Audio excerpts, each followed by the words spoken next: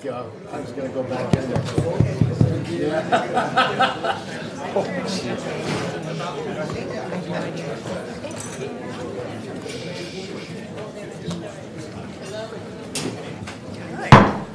It having reached the hour of 5:30, I am calling the July 11th, 2023 Modesto City Council meeting to order and ask the city clerk to call the roll. Councilmember Bavaro. Present. Councilmember Williams. Here. Councilmember Wright. Here. Councilmember Scutia-Brayton. Here. Councilmember Alvarez. Here. Vice Mayor Ricky. Present. And Mayor Swallen. Here. Will everyone please rise for the Pledge of Allegiance, followed by the invocation from Stuart Welch from Life Connection Church. I pledge allegiance to the flag of the United States of America and to the republic for which it stands, one nation, under God, indivisible, with liberty and justice for all. Thank you, Mayor. Let us pray. Father God, I do thank you for this gathering tonight. Thank you for this meeting, even for all those in attendance here present and those watching online. We pray for your guidance, for wisdom and instruction, even spirited conversation, oh God, that helps bond this community and nurture it in a sense of togetherness. And for that, Lord, we say thank you. In Jesus' name, amen. Amen. Thank you.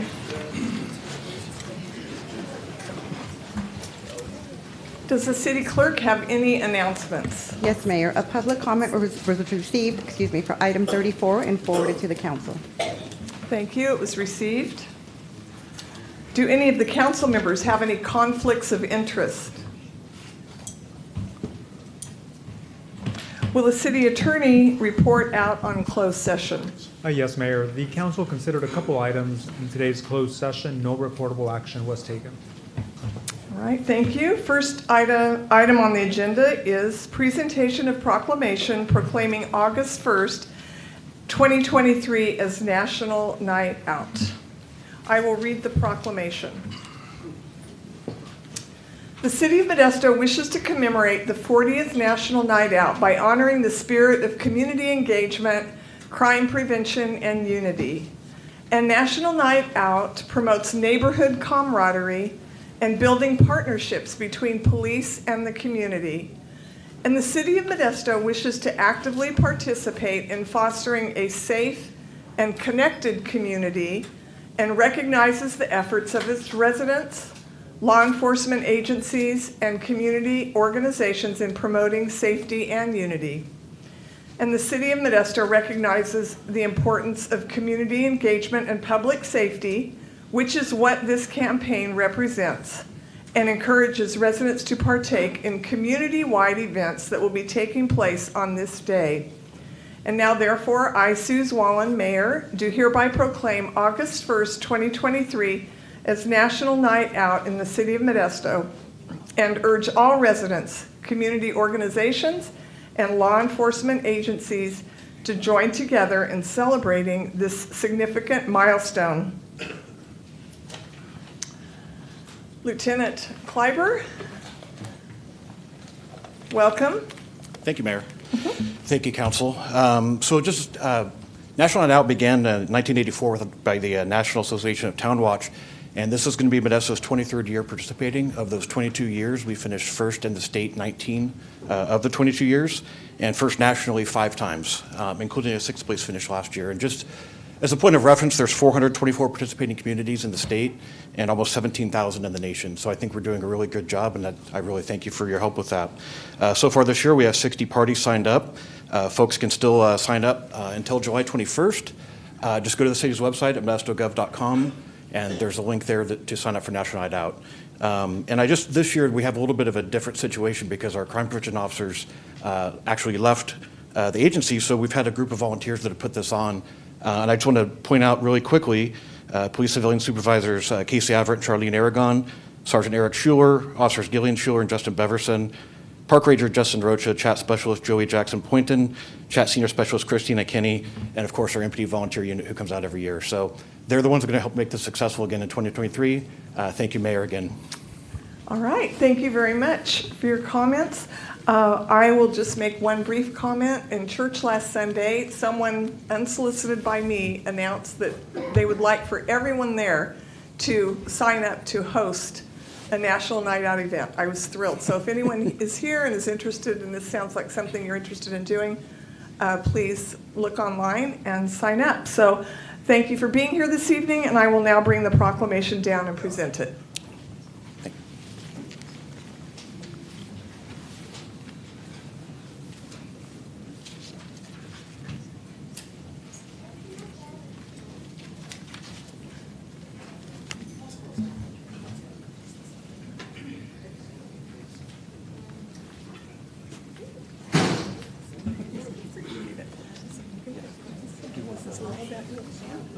Sure, yes. Everybody that's organized this, yes. Someone, Have it be by you. Everything. Yes, please. I was wondering what you guys were doing here. Now I know.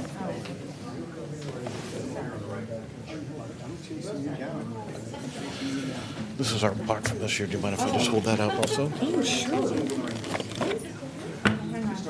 I've been instructed to pass your call. They were only in 2 rows.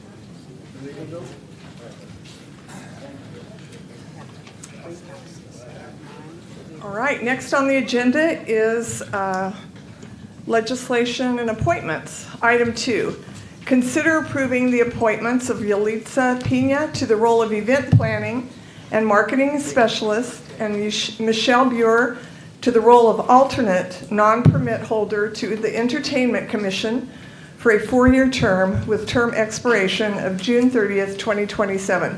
Does council have any questions of staff? I'll open this up to the public. This is for item 2. Are there any members of the public that would like to speak regarding item 2? Seeing none, confirming there's no one online that would like to speak on this item. I will close public comments. Any comments from council members? Motion to approve? All right, this is a resolution approving the appointments of Yalitza Pina to the role of event planning and marketing specialist and Michelle Buer to the role of alternate non-permit holder to the Entertainment Commission for a 4-year term with term expiration of June 30th, 2027. And I have a motion by Councilmember Wright and a second by Councilmember Escudia Brayton. Will the clerk please call the roll for this item? Councilmember Bavaro. Aye. Councilmember Williams. Aye. Councilmember Wright. Aye. Councilmember Scutia Brayton. Aye. Councilmember Alvarez. Vice Mayor Ricky. Aye. And Mayor Swallen. Aye. Carries unanimously. Next is public comment period. Does anyone wish to speak on any item under public comment? This public comment time is for items not on the council agenda, and each person has 3 minutes to speak. So it looks like I have 3 blue cards for people that are speaking for items that are not currently on the agenda tonight, and I have 3 cards for an item that will be covered later. So first, I will hear from Eric Kane.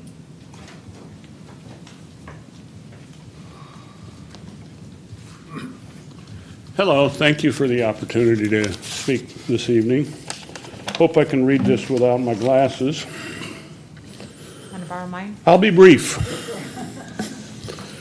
For years, we heard that homelessness is a choice, or it's the drugs.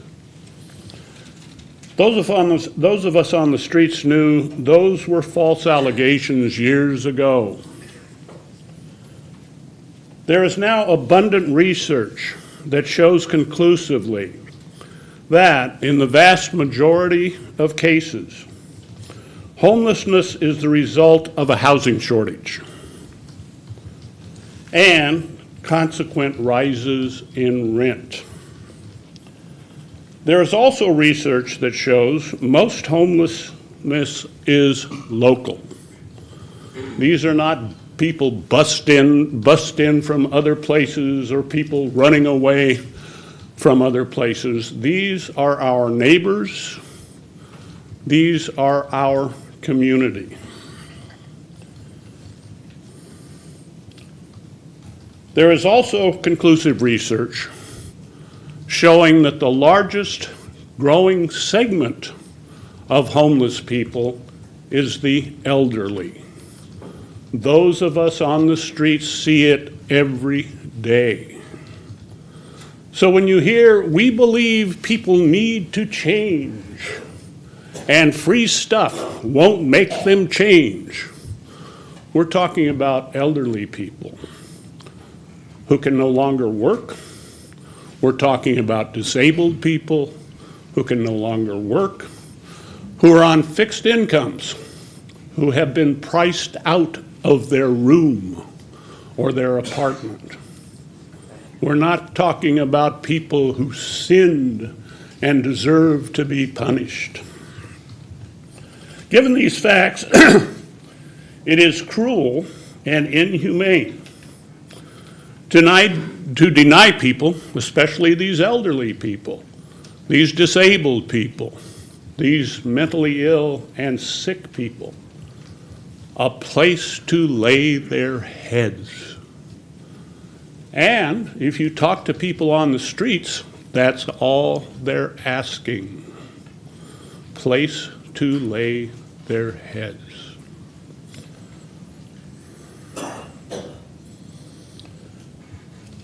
Here in the city of Modesto, we're rousting them, harassing them, chasing them from place to place.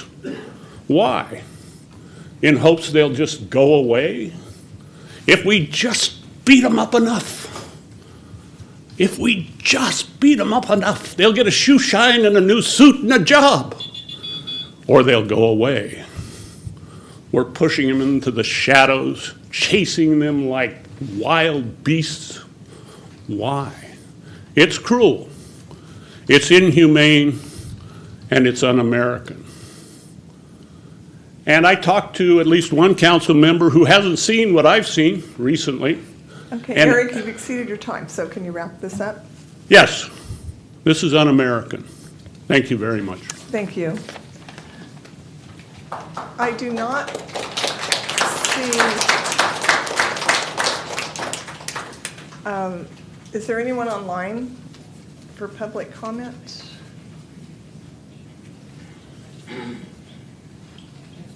Okay, Brittany Chavez.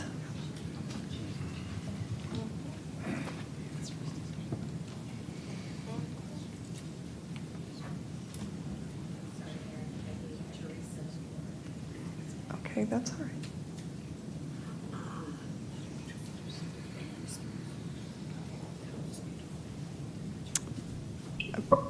Hello? Hi there. Hi.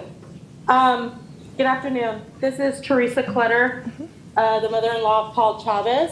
I'm here for justice for Paul Chavez for his unlawful murder on July 14, 2022. This Friday is going to be 1 year since he was murdered, and his first angelversary is, I guess, what they call them.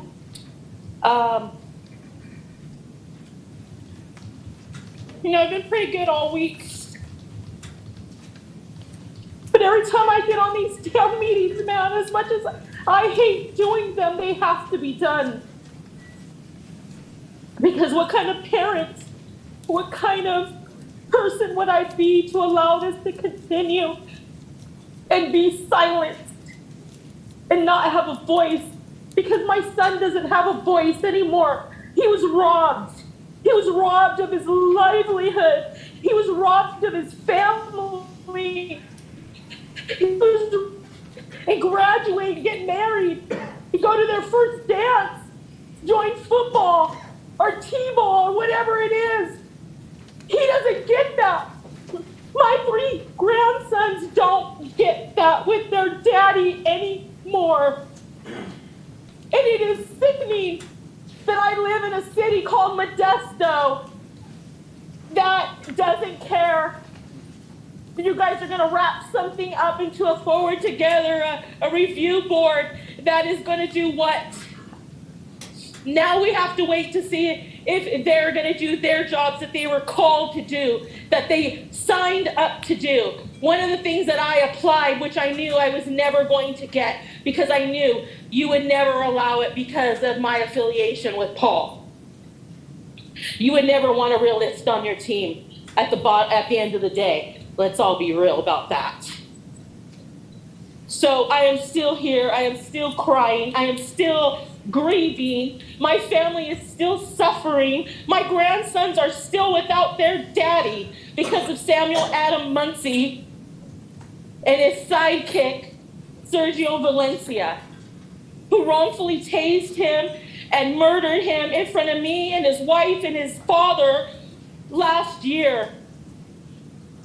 Woken up from a drunken slumber 26 seconds upon arrival and was shot and killed. They did not de-escalate. They did not calm the situation. They did not do their job. Sam Muncie and Sergio Valencia did not do their jobs that day. And we're coming up on a year now. And I still pray every day for justice that I know my God will give us. At the end of the day, we will get our justice, and Sam Muncie will be held accountable. And I say that in Jesus' name. Amen.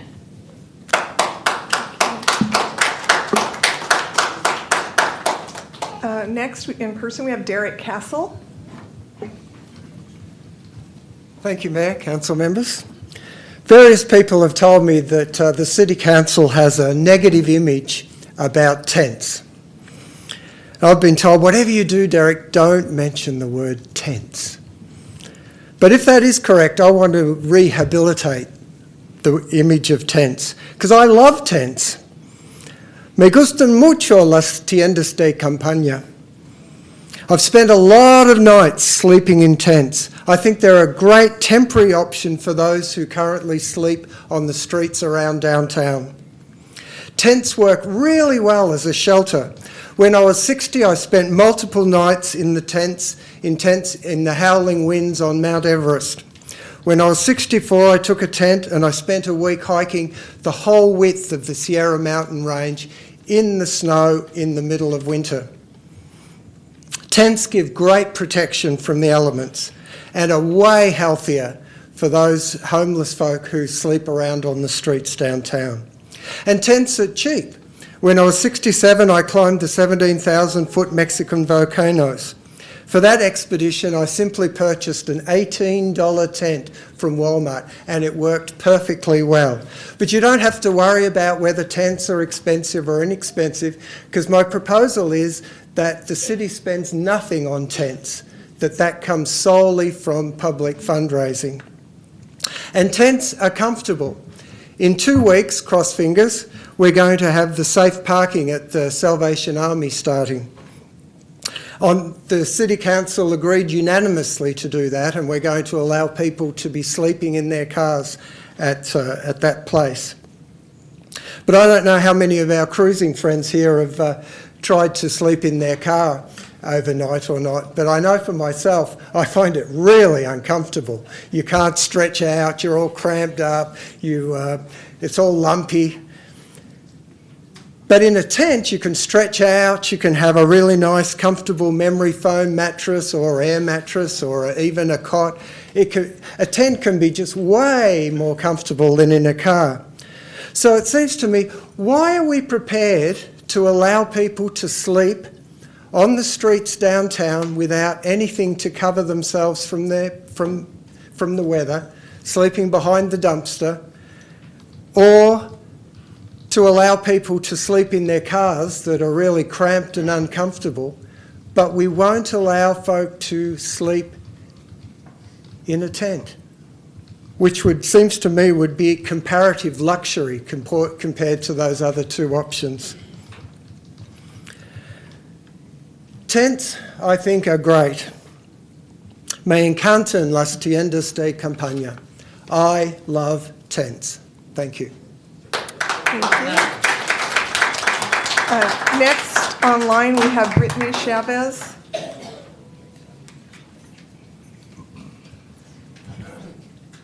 Can you hear me? Yes, we can. I'm the wife of Paul Chavez Jr., who was wrongfully murdered by Officer Sam Muncie and wrongfully tased by Sergio Valencia. The problem in this city, there's multiple problems, but one of the main ones, I believe, is how you guys don't hold your police officers accountable. You don't hold your chief accountable. There's no accountability at all. You take all this money, our tax money, and you only fix downtown. You say you're going to do all these things for the homeless and for Tent City, and you're going to do all these great things, but I fail to see the only time that anything gets fixed is downtown, where you guys all work, where you're affiliated with. I want to know, with this new board that you guys have, if you guys are going to request this new review board to look into Paul's case. Because the facts are all there. It's all on tape. You cannot justify murder. He did nothing wrong. He's walking with a tow hitch, a small tow hitch, smaller than his arm. He did not wave it. He didn't toss it. It was by his side the entire time.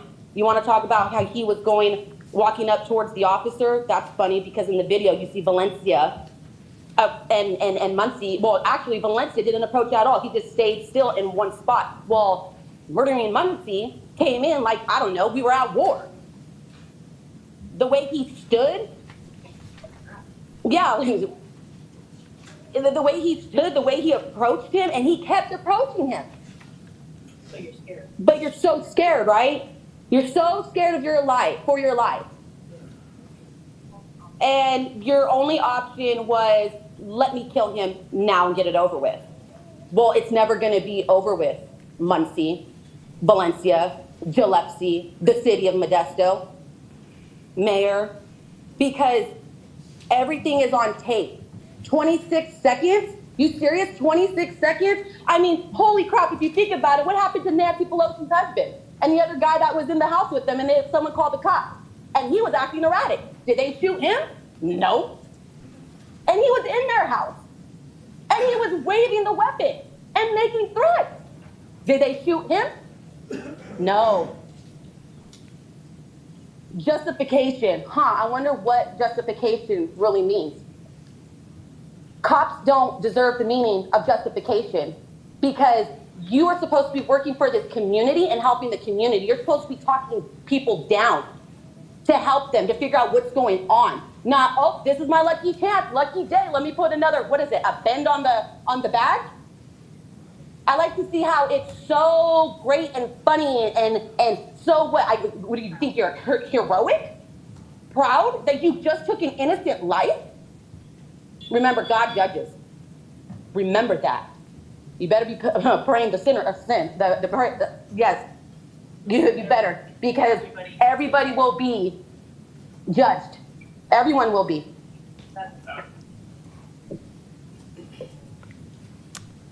All right, next in person, we have Ron Deloach.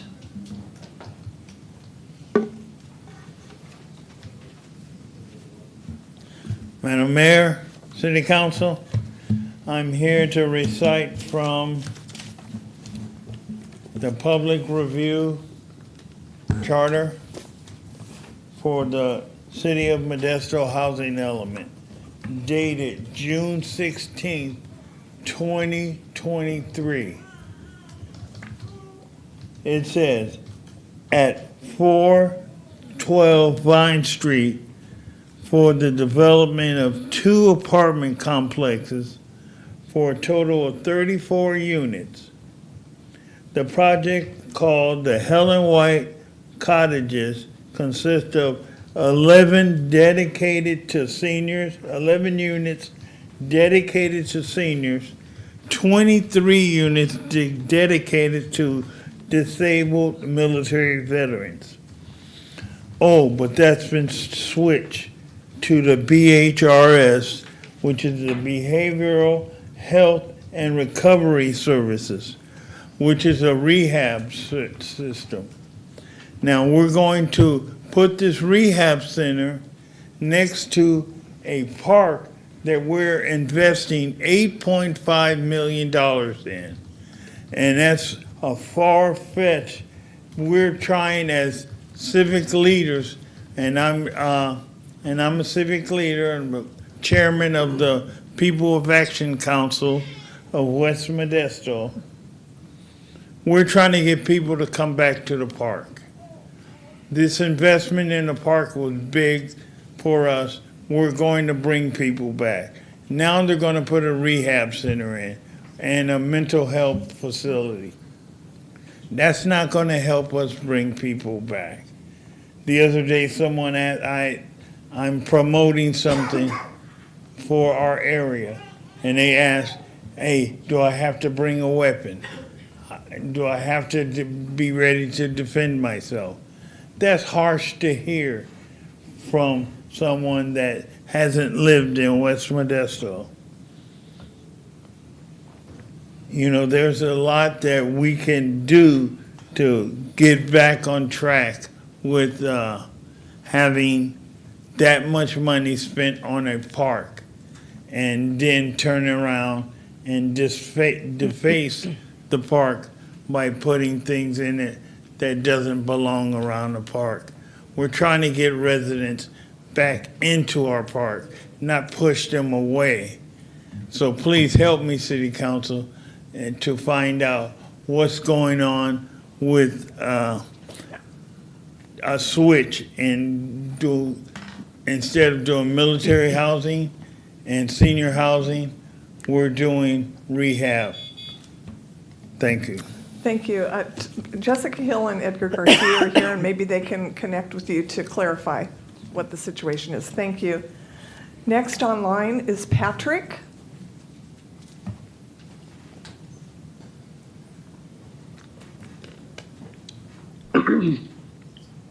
Hello? Can you hear me? Yes, we can hear you. Yeah. I'll start by telling the gentleman that spoke before me, City Council doesn't help anyone. They don't try to help. They don't address any situations. They don't try to talk to you. They don't do anything. They sit up there and pretend like they care. They're there for photo opportunities. They're there to give, participation awards to people for, it's the stupidest things. Anyways,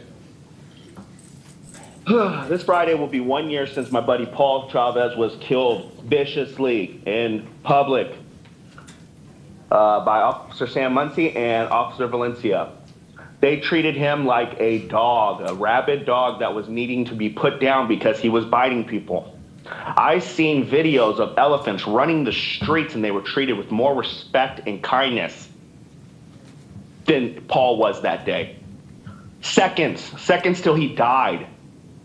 How are you a human being and see that damn video and think, oh, you know what, no, he deserved it. He deserved it. If you see that video and you think that man deserved it, you're fucking crazy. All right. Okay? Excuse me. We're not going to allow that language. Sorry.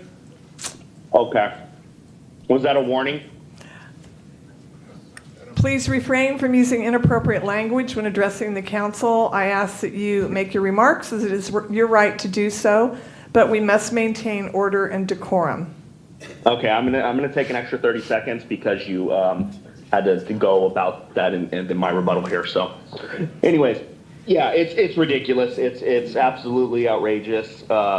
what the city of Modesto is doing about people dying. What the city of Modesto? I see these cops driving around with their finger in their nose and playing on their cell phones.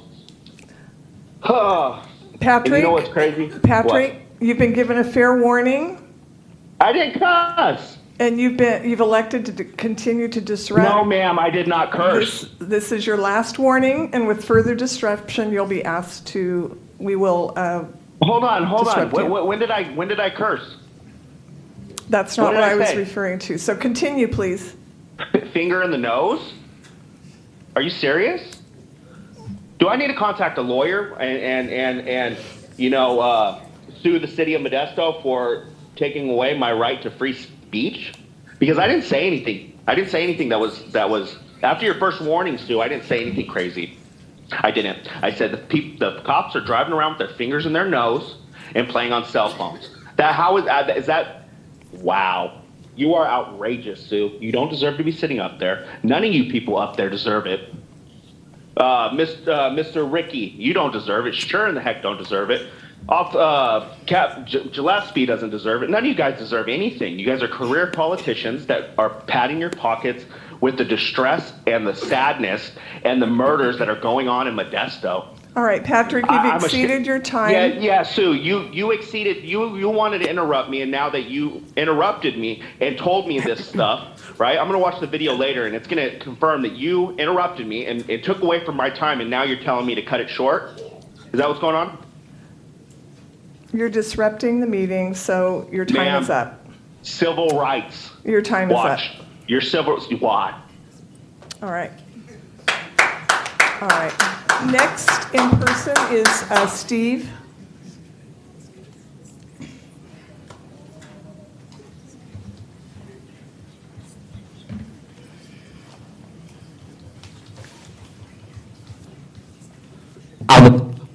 Hello. I'd like to remind you all that you created this mess, that your police have murdered people in our community. So when you scoff at people that don't live up to your standards, you guys look really, really tacky.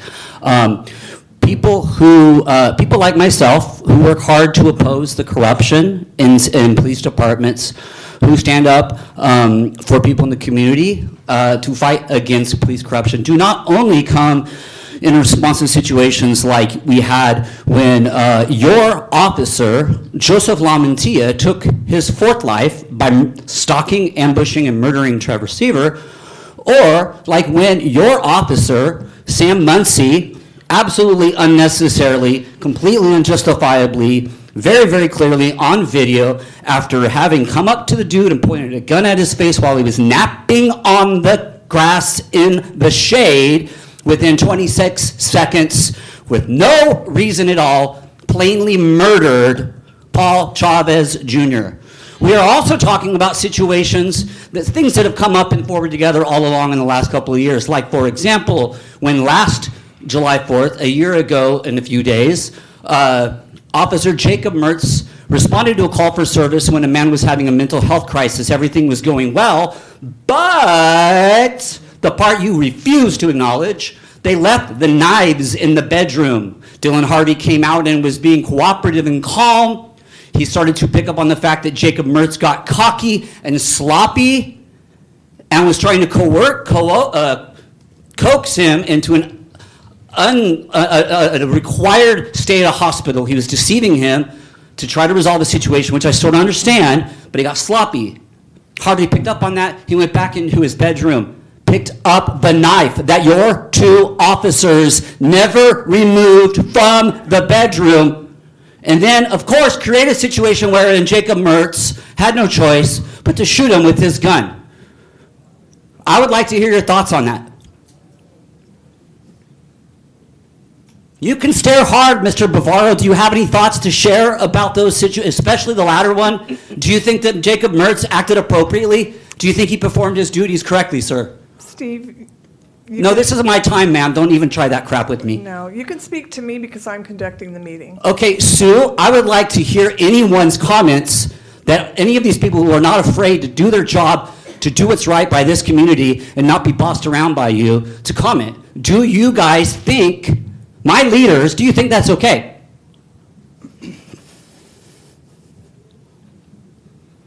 You think I'm some kind of animal? I'm here because I'm a decent person and I care. And you guys, look at you. Every single one of you stare me down like I'm your enemy. Like you think about, ooh, wait till he gets outside. I don't know if that's true, but I've seen how things work in this town. I've seen you, Sue, allow Proud Boys to completely hijack this meeting and then ambush people outside. I would like to hear what you guys think. Okay, but Steve, instead you Steve? sat there and stared at me Steve? for the entire time. So my time is up. I hope you all have a wonderful evening. Go Dodgers. You guys are a shame. All right. Next online, I see WANI. Hi, my name is Des Martinez. I am from We Are Not Invisible.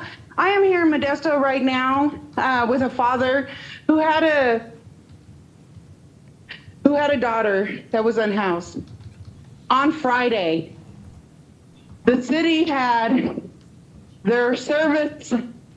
Sorry, have to wait for the ambulance. On Friday, the city of Modesto had their contractors go and mow the grass over at the park. During that time, Christy was asleep on the grass. During that time, the guy driving the mower did not even bother to ask her to move. He ran right over her, from her head down to her toes. The father has no body to look at because the body is totally chopped up. No head, no neck, no chest. And this was cleaned up within 30 minutes from your police department. Crime scene investigators didn't go out until 2 days after. So I would like to know why this father had to go to a scene to look at skull pieces and pieces of hair and pieces of meat from his daughter that laid resting in a park. She stayed at a shelter. She stayed at Salvation Army you guys had her in. She left during the day just to go sit in the park and lay down, only to be ran over by the giant motors that you guys have, only for your police department. And the city manager needs to pay attention. Your police officers, nobody told him where his daughter was. He had to go find her. And yet he has to sit here and go without seeing her for the last time or even viewing her body. Because this contractor that you guys have that called in on Friday at 12:04 p.m. to the police department had ran over and killed an unhoused female while she laid resting in the park. We would want an investigation open on this immediately. We need to know who the father contacts regarding burying his daughter. What is the city of Modesto going to do to stand up to this, to protect the unhoused community? You have too many unhoused communities in your city, and yet you do not have enough low affordable housing. You don't have safe lots, safe camps. Governor Newsom has given millions and billions of dollars to the state of California, including you guys, and I suggest you start utilizing it because the city of Modesto will be sued completely for the deaths of the unhoused members that are dying on your streets today. City manager, I hope you're paying attention. And I hope the mayor acts fast and they reach out to this family because he doesn't even get to see his daughter. You guys get to kiss your kids good night. If you buried him, you get to see him. He doesn't. Thank you. You're welcome. I'm truly sorry about what happened. I would appreciate it if you would email me at szwollen@modestogov.com so that I can forward this to the appropriate people to explain more about the situation. Thank you.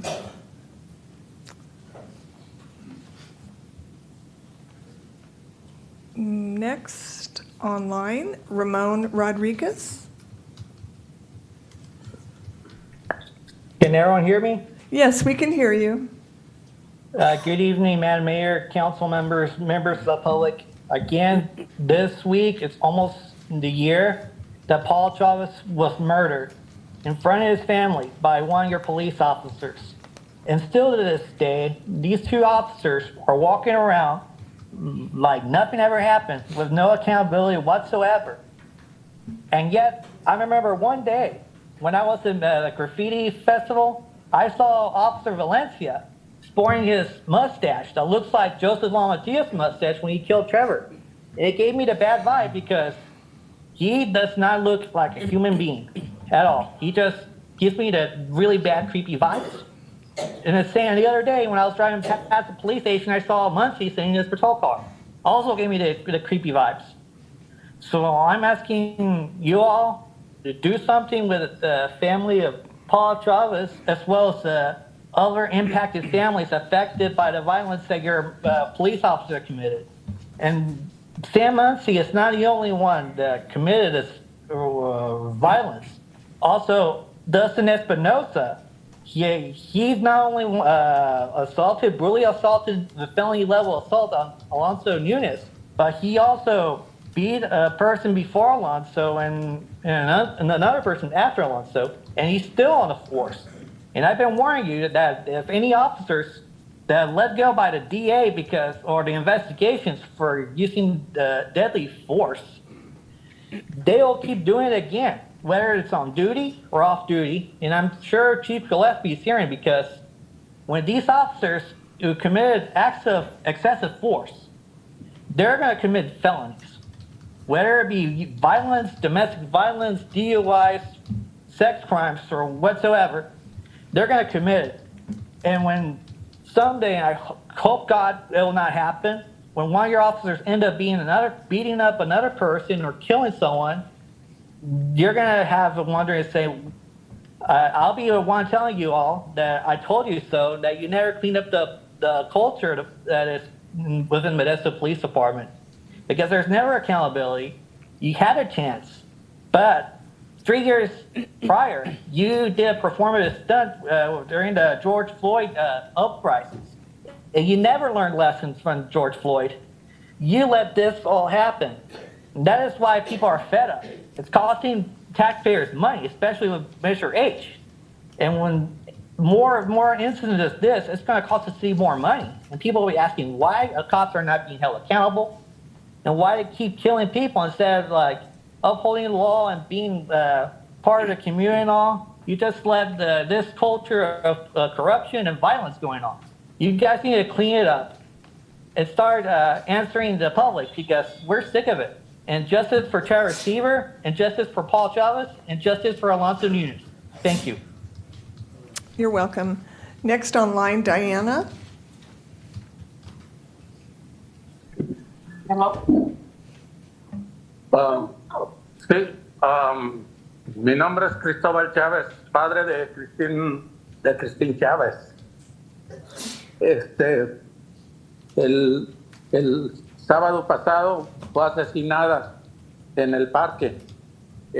Fue asesinada porque yo encontré los pedazos de carne. La policía ni siquiera me dijo dónde estaba mi hija. Ella tiene una niña de 9 años. Y ahora ni su cara voy a ver, porque la mató el tractor. Un tractor que el tipo que iba manejando el tractor debió de haber visto, porque yo fui tractorista. Yo sé cómo se maneja un tractor y se veía por todas partes bastante claro. Hasta una piedra debe haber uno. Un ser humano ni siquiera está acostado. Lo que quiero es justicia. Quiero que agarren al tipo y que la policía se haga responsable, porque duró solamente media hora la policía allí, dejando pedazos de carne por todas partes y su ropa por todas partes tirada también. Parece que tenemos un mal gobierno aquí en Modesto. Muchas gracias, es todo. All right, thank you. Is there any capacity for that to be interpreted? Through wordly, I saw that on the closed caption. All right. I'll interpret it in the minutes. Okay, that's what I thought. All right, thank you. Next online, John Lucas.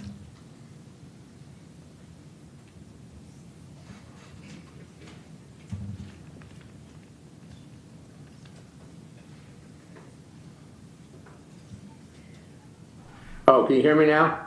Yes, we can hear you. Oh, great. Well, I wanted to bring the conversation back to homeless crisis we're now experiencing in Modesto.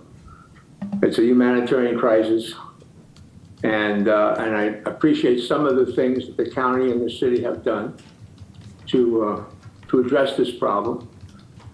But as the point in time count showed us in January, there were still 441 people who are unsheltered in the city.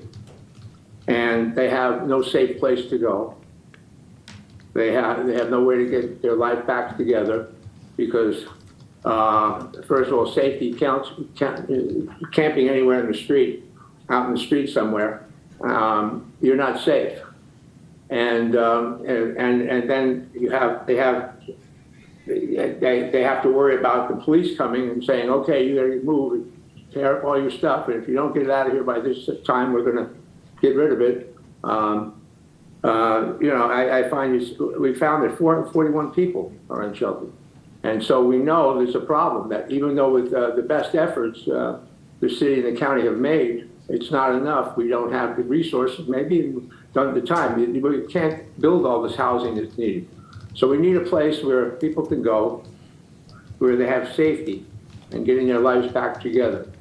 And laying their head, Derek Castle talked about, to have a place to lay down, have a safe place where they know they're not going to be rousted out, and maybe they can start getting their life back together. I appreciate the fact that we have an access center now, or we're going to have one, and they'll be able to get some of their needs met there during the day, a lot of their needs, but it's after 7 o'clock, they need a place to lay their heads. So I'm hoping that that the city council and the county will say, yes, we do need a safe place, and allow people to have a place that in the city. And one place is 10th Street. We know there's an area of 10th Street that could be used, and it could be secured. And I think that I'd like to see that happen. That we provide this. Other cities have done it. It can be done. We can use pallet housing if we have the pallet houses, which are easy to put up and install.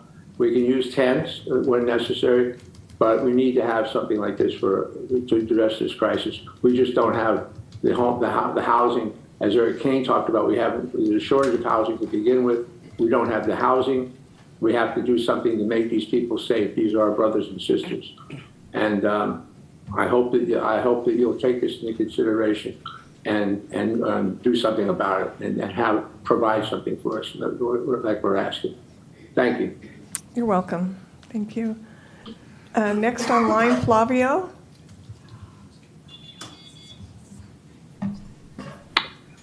Hello, how you doing, City Council? Me? Yes, we can hear you. Perfect.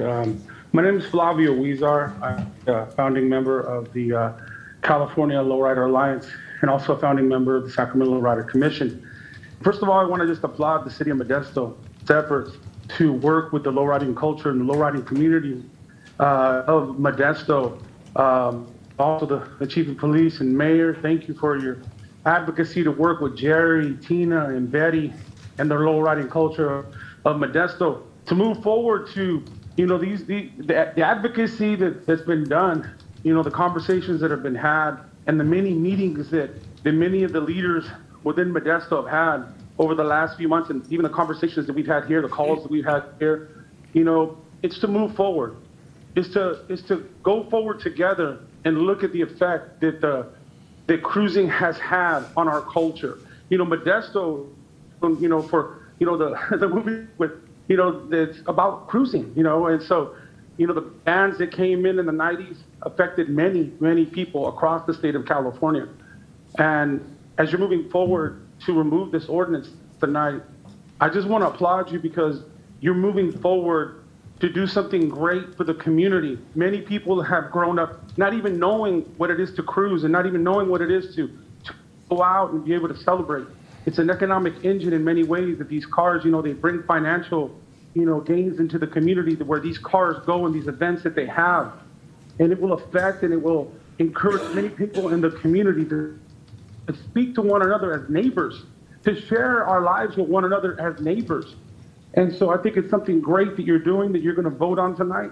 And I congratulate you guys for moving forward and discussing something with, the leadership there and moving forward to remove this ban that has been a stain on the community and has affected the community. But in the same way, many times when we see these things and we see, there's a wrong, how many of us know we can use these as stepping stones to move forward as a community and to move forward as a car culture and to move forward as a lowriding culture, united in our community for the betterment of our community. And so I congratulate all of you that are there for your efforts to move forward and to do something great in California and to bring the culture and the community together, as cruising is not a crime. And so I thank you and have a good. All right, thank you. I just want to remind everyone that this public comment period is for items that are not on the agenda, and cruising will be on the agenda in a few minutes later this evening.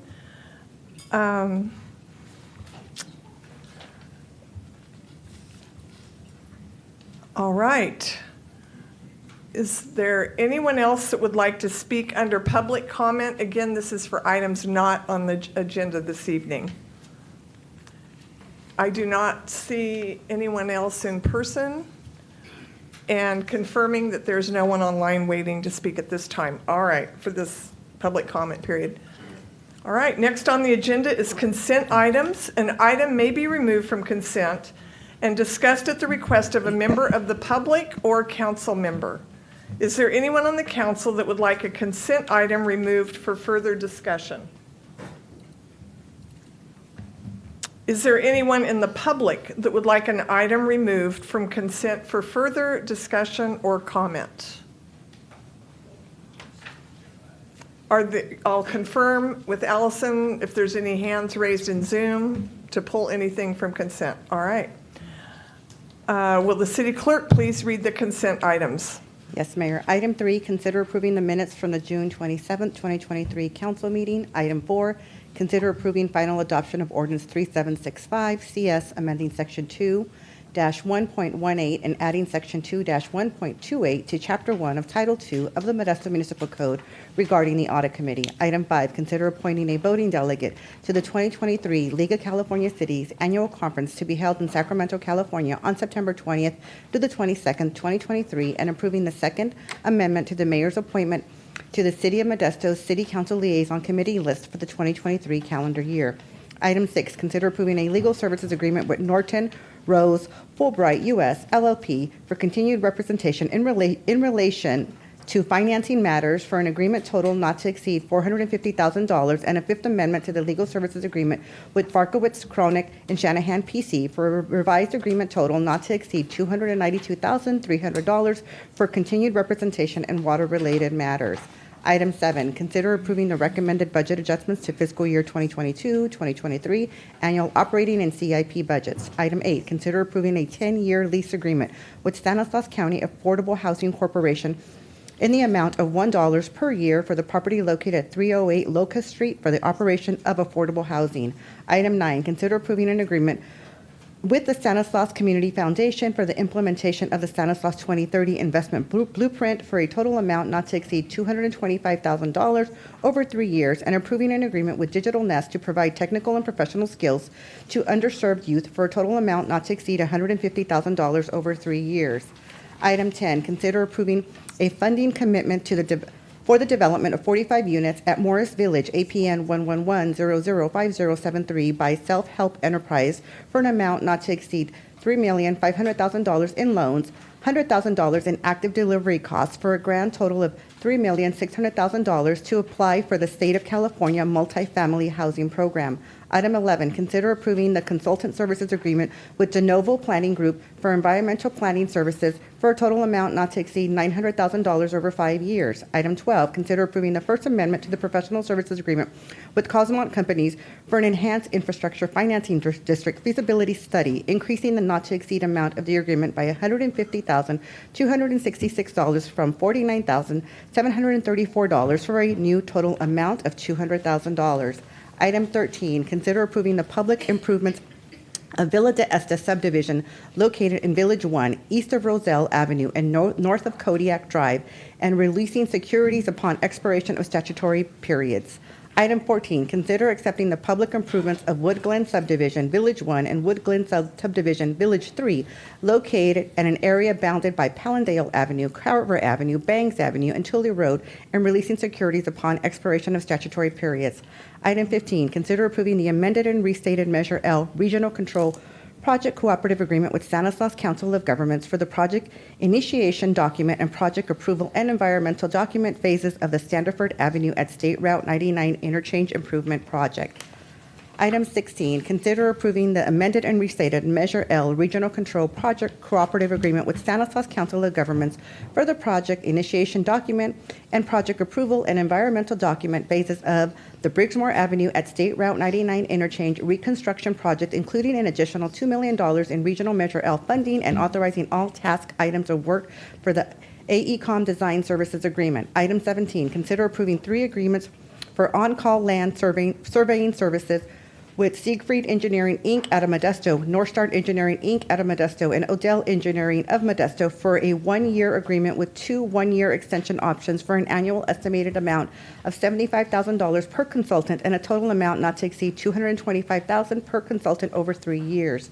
Item 18, consider approving the purchase for various fleet replacement and additions for fleet vehicles, which includes 3 one-ton trucks, 2 loaders with claw attachment, 1 grapple loader truck, and 1 stump grinder in the amount not to exceed $1,011,344. Item 19, consider accepting an informational report for the May 2023 accounts payable payment register and void report. Item 20, consider accepting the monthly investment report for April 2023. Item 21, consider an ordinance amending sections of Title 8, Chapter 3 of the Modesto Municipal Code to increase the city manager's authority for all contracts and purchase orders from $50,000 to $100,000 for goods, services, and $600,000 for emergency projects, increasing the formal bidding authority from $50,000 to $100,000, updating the list and increasing the city manager's authority for public works projects, including the city manager's authority for emergency public works contracts to $600,000, expanding the definition of professional services and adding language to allow for electronic bidding. Item 22, consider approving the award, a proposal, and agreement for the purchase of OneView Enterprise Citizen Request Management Application to Granicus LLC out of St. Paul, Minnesota for a 1-year agreement with 3 subsequent 1-year extension options for a total of 5 years in the amount not to exceed $299,364. Item 23, consider approving the plans and specs for the Tuolumne River Regional Park non-motorized boat launch project located at Nice Drive, accepting the bid and approving the construction contract with Harris Builders, Inc. out of Hillmar for a total amount not to exceed $1,791,671 and approving payment in the amount not to exceed $70,000 to the National Fish and Wildlife Foundation to mitigate the loss of critical fish habitat. Item 24, consider approving the Parks, Recreation, and Neighborhoods Department revised spending plan for the use of Phase 1 ARPA funds in the amount of $750,000 for park improvements in Tuolumne River Regional Park. Item 25, consider approving the purchase of playground equipment for the Awesome Spot Playground from Landscape Structures, Inc. out of Delano, Minnesota for a total amount not to exceed $226,786. Item 26, consider approving the Second Amendment to the annual agreement with West Coast Arborist, Inc. out of Anaheim for the furnishing of on-call vegetation management services for the Parks, Recreation, and Neighborhoods Department and Public Works Department for a one-time increase of $600,000 to year 2 of the agreement for a year 2 total of $1,200,000 and for a total revised amount not to exceed $2,200,000 over the term of the agreement. Item 27, consider approving the First Amendment to the Memorandum of Understanding with the King Kennedy Memorial Center Board of Directors to increase the total financial support by $6,000 from $22,000 to $28,000 by the city.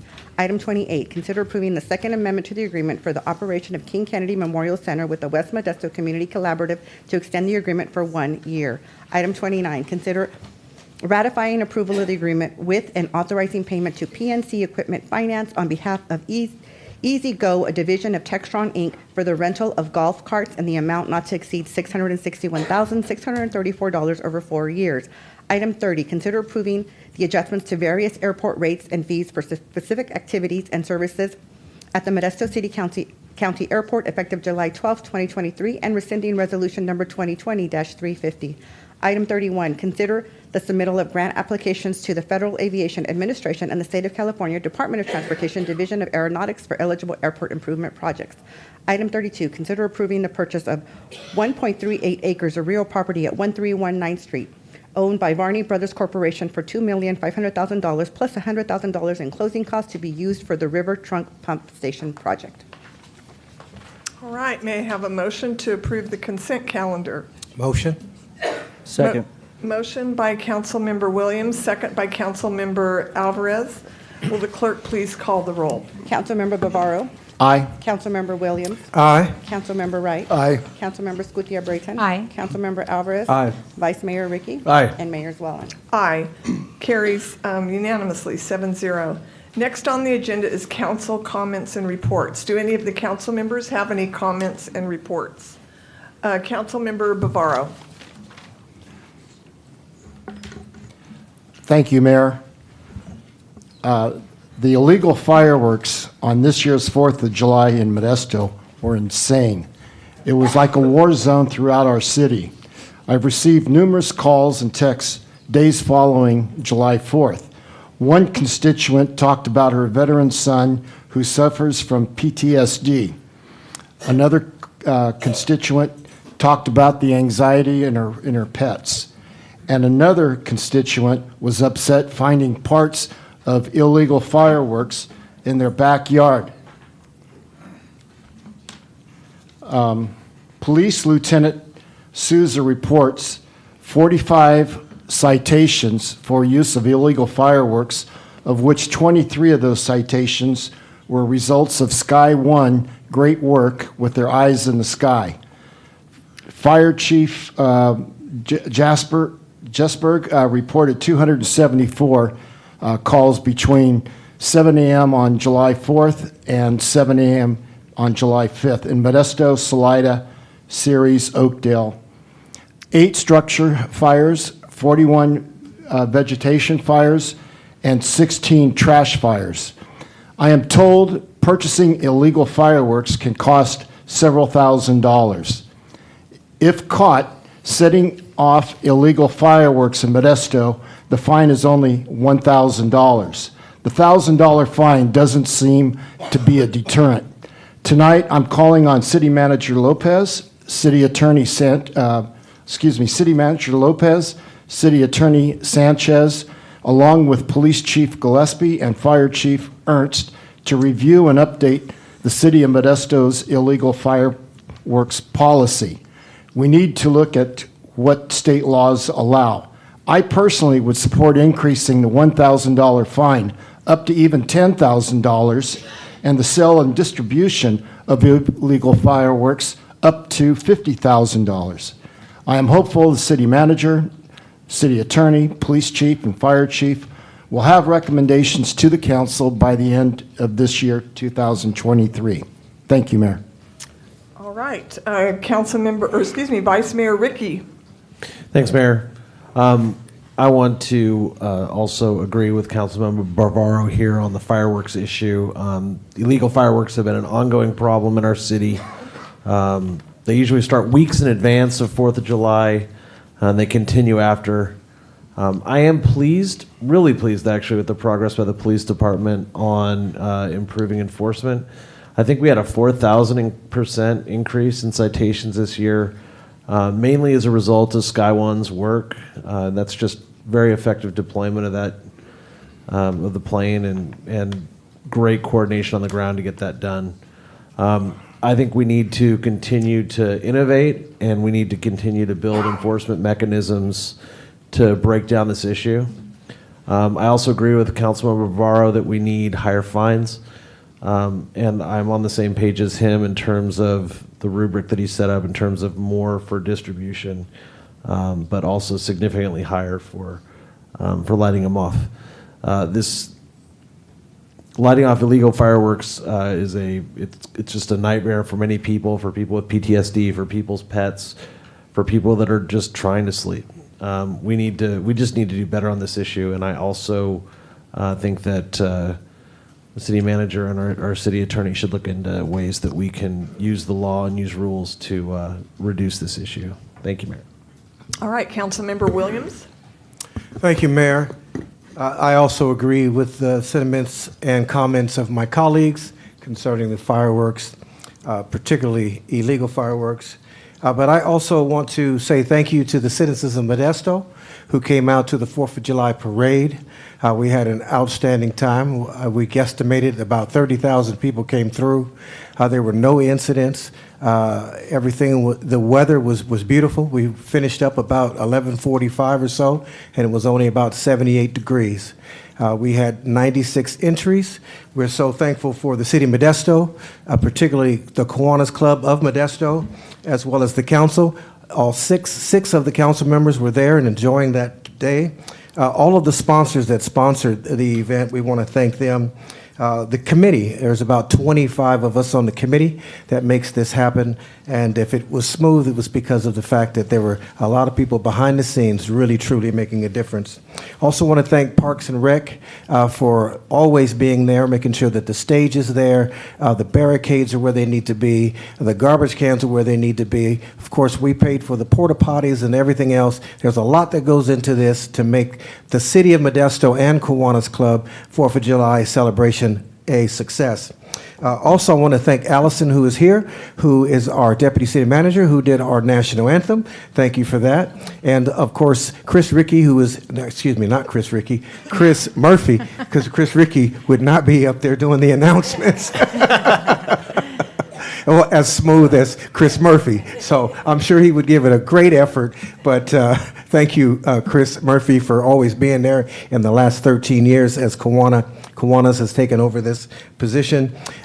It was a great event. Thank you to everyone that I mentioned. And if I forgot to mention you, thank you as well. And we'll see you next year. All right, thank you, Councilmember Escudilla Brayton. Thank you, Mayor.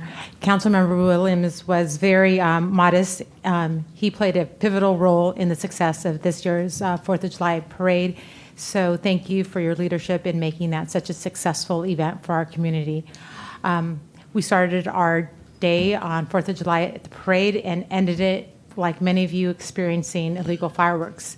I do not disagree with absolutely anything that my peers have indicated in regards to how pervasive illegal fireworks were in Modesto and what a negative impact they have to our entire community. No one wins with illegal fireworks, no one, and there's so many reasons why they are so harmful.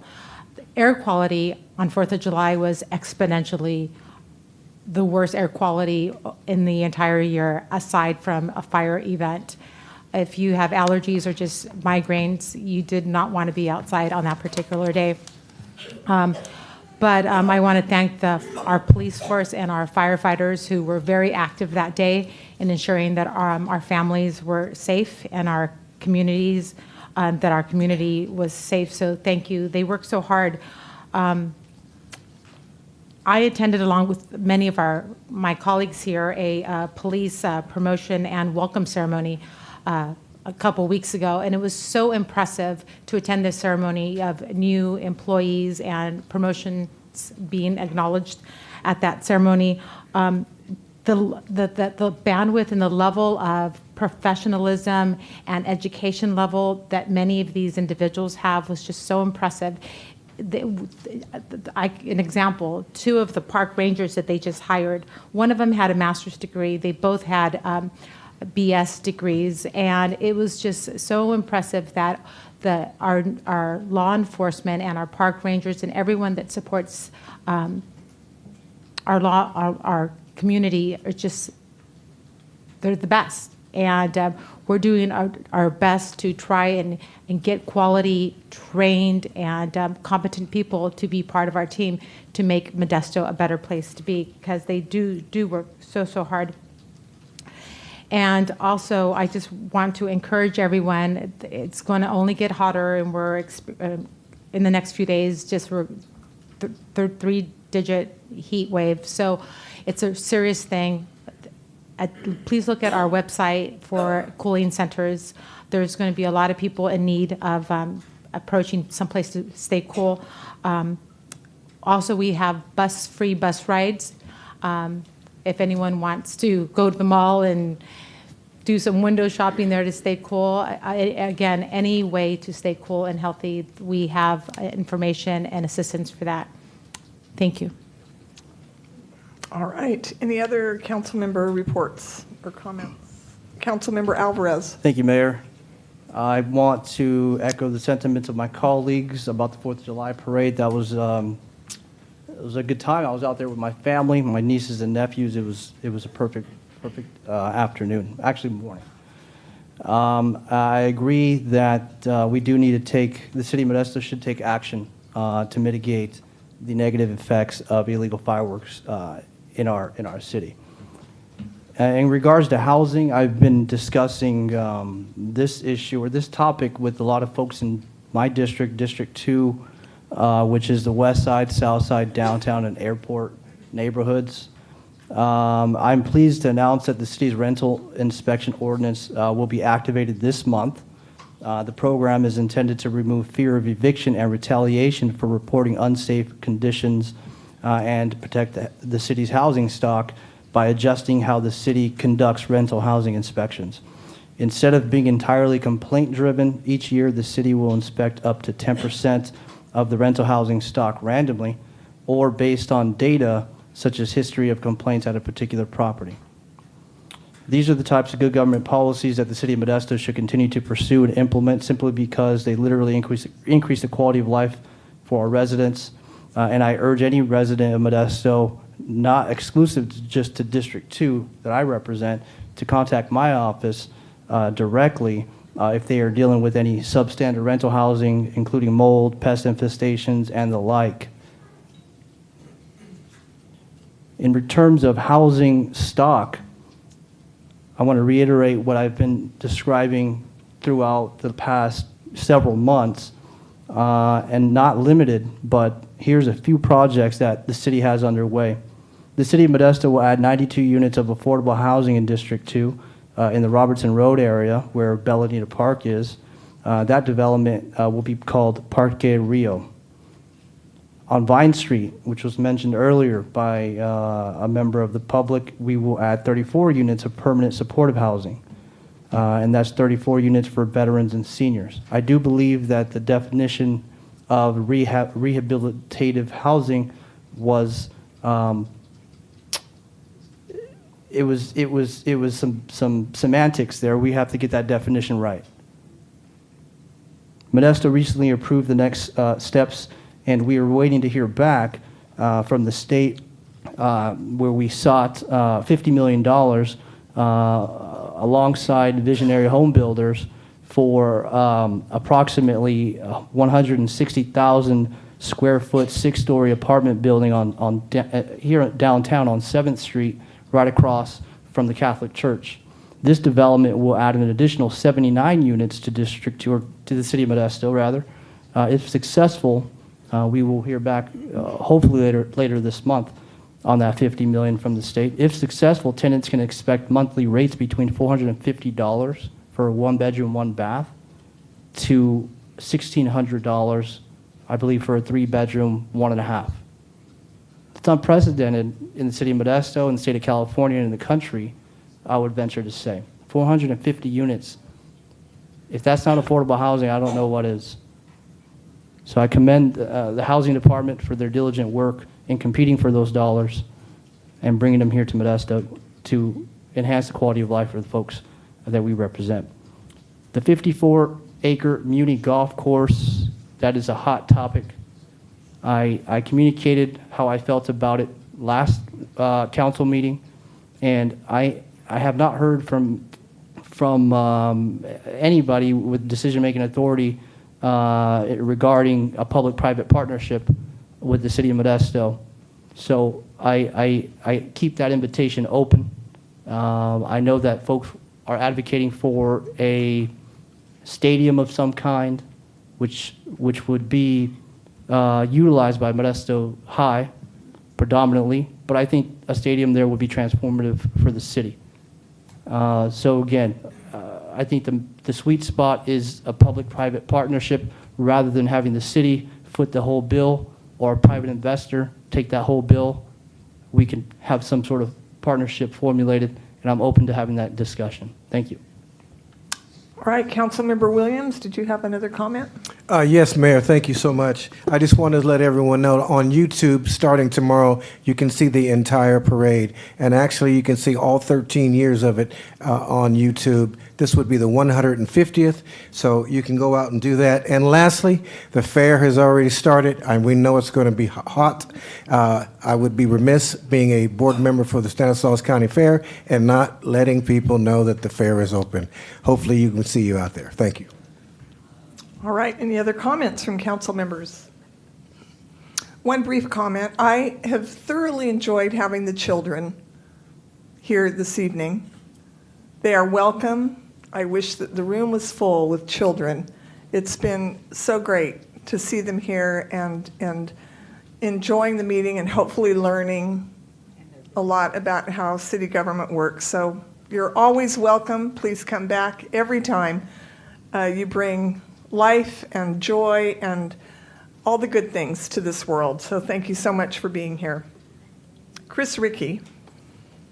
Sorry, I just wanted to say one more thing. Jeremiah, you know, on the fair, I had a blast at the fair last night, seeing the Modesto Police Department's entry in the demolition derby. It was very cool.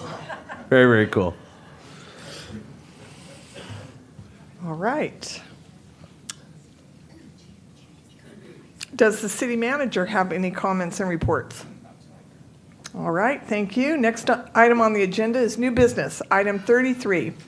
Consider an ordinance amending the municipal code to repeal Article 18, Regulation of Cruising in its entirety, from Chapter 2, Vehicles and Traffic Regulations of Title 3, Public Safety, relating to the city's cruising ban. And we have a staff report from our now. I'll introduce myself. Correct. Go right ahead. Yeah. Good evening. No, I know your name, but I wanted to say the correct title. Oh, and title, now yeah. it's Assistant Police. No.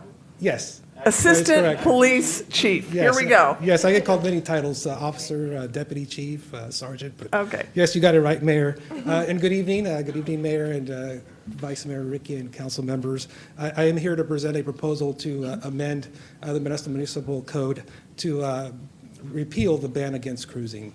There should be a PowerPoint presentation. Could I have the? Oh, perfect. Thank you.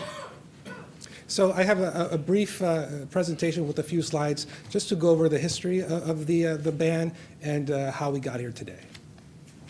Released in 1973, the movie American Graffiti captured the first big weekend of cruising after school got out for the summer, which turned into the iconic Graffiti Night in Modesto.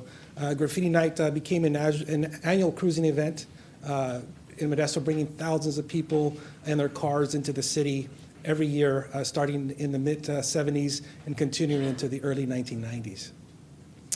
As the event grew, additional people came to Modesto to celebrate Graffiti Night, and numerous people were drawn to the city from all over the United States.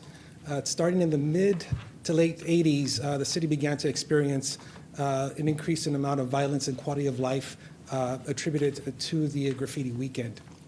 In 1990, City Council approved the addition of Article 18, Regulation of Cruising, Section 3-2 of the Modesto Municipal Code, prohibiting cruising in specified no cruising zones, which were McHenry Avenue, J Street, and 9th Street.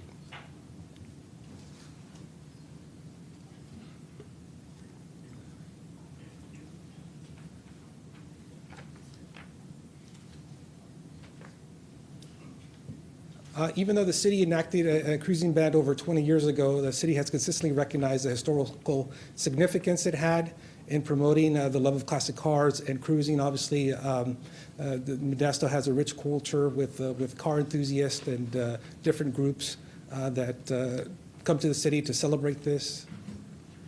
I think I pushed too much. Starting in the, well, this is, sorry about the technical difficulty. Okay, here we go. Today, Modesto still celebrates its classic car history by supporting local events like the annual Kiwanis Graffiti Parade and other classic car shows and events. Over the past year, city staff, including police department officials, have met regularly with local classic car and cruising advocates to discuss the potential repeal of Article 18. These meaningful conversations led to the organization of 2 pilot cruising events in the downtown area of Modesto. MPD Chief Gillespie and I personally worked those events along with our traffic unit, and we can say that we did not experience any significant increase in requests for police services that night. Basically, all we observed was minor violations that were handled through verbal warnings with the different car groups. The primary concern of the Modesto Police Department in considering whether to support the repeal of the cruising ban has been its low staffing levels and concern with its ability to keep the community safe. The Modesto Police Department supports this repeal based on the following: the success of the 2 pilot cruising events, and like I said, there was no increase reported in service or service needs of the police department. The absence of any increased violence in other cities that have already repealed their cruising bans. I know for certain there's 4 other cities, Sacramento, San Jose, National City are 3 of those. The addition of an air support asset to enhance our response time would play a critical role in us being able to service the city in times of cruising. The development of a strong relationship with local classic car and cruising clubs. The current cruising ordinance has not been enforced in many years. At least since the year 2000, I can't recall an incident where we've issued a citation for cruising. And then MPD maintains the full enforcement power authorized by the California Vehicle Code and existing muni codes if we need to do any type of enforcement. With this said, our endorsement of a repeal, I want to be open that it does not give carte blanche, rights to people that are cruising, that we're still going to enforce the vehicle code. Things such as novelty lights that are not allowed by the vehicle code, or using your hydraulics and having the car lose contact with the pavement will still not be allowed and be enforced by our officers. At this moment, as part of the presentation, I'd like to bring up 4 individuals that have been crucial to this. They've helped Chief Gillespie open lines of communication with the different car organizations and enthusiasts around, and I totally believe he wouldn't be here this fast if it wasn't for their assistance. So I'd like to call up Jerry, Tina, and Betty, along with Felipe as well, and they're just going to speak a few words.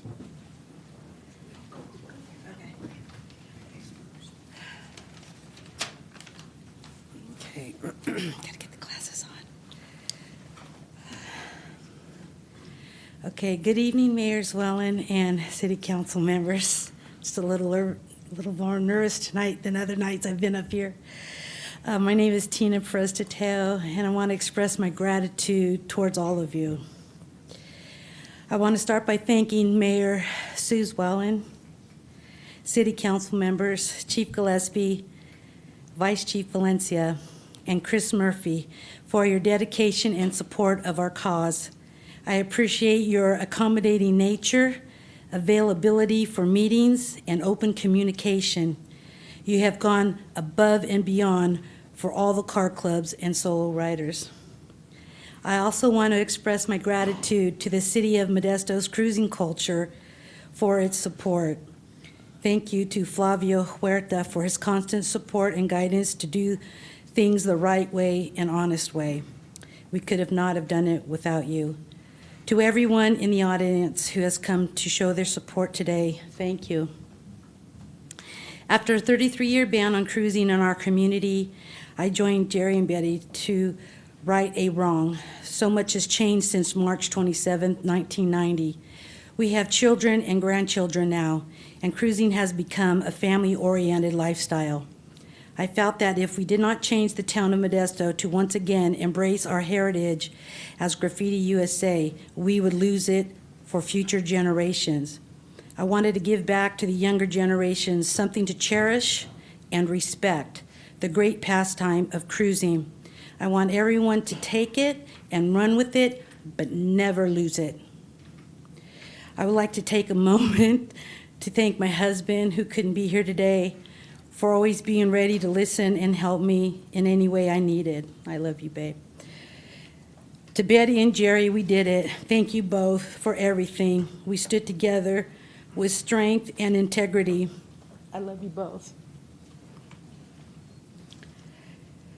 Thank you all once again for everything that you've done for us. I hope that we can continue together to make Modesto a better place for everyone. Muchas gracias. Sí, sí puede. Y los siminos. Thank you.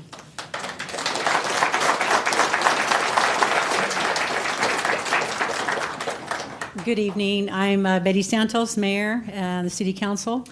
I'm a lifelong resident here in Modesto. I'm also a representative for West Coast Customs here in the Central Valley, and also belong to at the state level with the Sacramento Lowrider Coalition. It's been a while. It's been a long time. I've been cruising since I was 17, and when the ordinance came in, you know, what can you do? I just found something else to occupy my mind. However, we were formed together with the Modesto's Cruisers Council in the beginning of all this, and then Jerry, myself, and Tina, we parted ways. They had a vision of going in a different direction than what we wanted to do. However, I told my team here, I'm not ready to give up. Let's continue this. And I think by sticking together, it made us even stronger. We reached out to community leaders from the Hispanic Chamber of Commerce, from the Hispanic Roundtable, and to David Wright. We had a conversation as well. Jeremiah Williams, I appreciate it. American Graffiti, we had a conversation. Nick Bavaro, you're awesome. I love speaking to you. All right. And Chris Ricky, thank you for all your guidance and educating us, you know, what steps to take. And I appreciate that. Eric Alvarez, you rock in my book. You're a strong force on this, and I take everything that you say seriously. I appreciate you. Rosa, you're awesome. Thank you for the guidance that we needed, and coming from a Latina, that was really helpful. So I wanted to thank the car clubs that are attending today, and also my two friends here that were the first ones that started the women's first lowrider car club here in Modesto, and they're here present tonight. And also Jerry, thank you. You're like a big brother to me. And communicating with Police Chief Gillespie and Vice Chief Valencia, I appreciate you guys. I think you guys are doing a great job. And let's move forward, these families, and they're ready to cruise. You know, we're about unity. And so that's what I'm seeing right now. They're all coming together. Thank you for your time.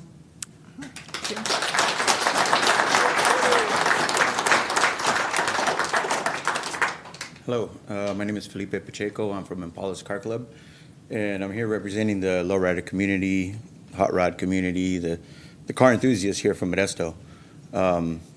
Lowriding or cruising is a culture. It's a lifestyle. You mentioned it, the kids, the parades. You know, we've been involved in Cinco de Mayo parades, 4th of July parade, which is a great event. And that all revolves around cars and cruising. That's part of us being out there and showing off our cars. It brings a lot of people together, brings cultures together. I was honored to be a winner at the graffiti. And I was talking to people from Arizona, from Oregon. It just brings people together, you know. It's a lifestyle, it's a culture.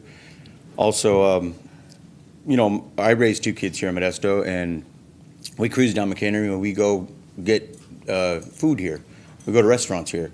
We don't want to cruise to Turlock or Manteca and spend our money elsewhere. We want to keep it here in Modesto, you know. So we want to be able to cruise here in Modesto freely.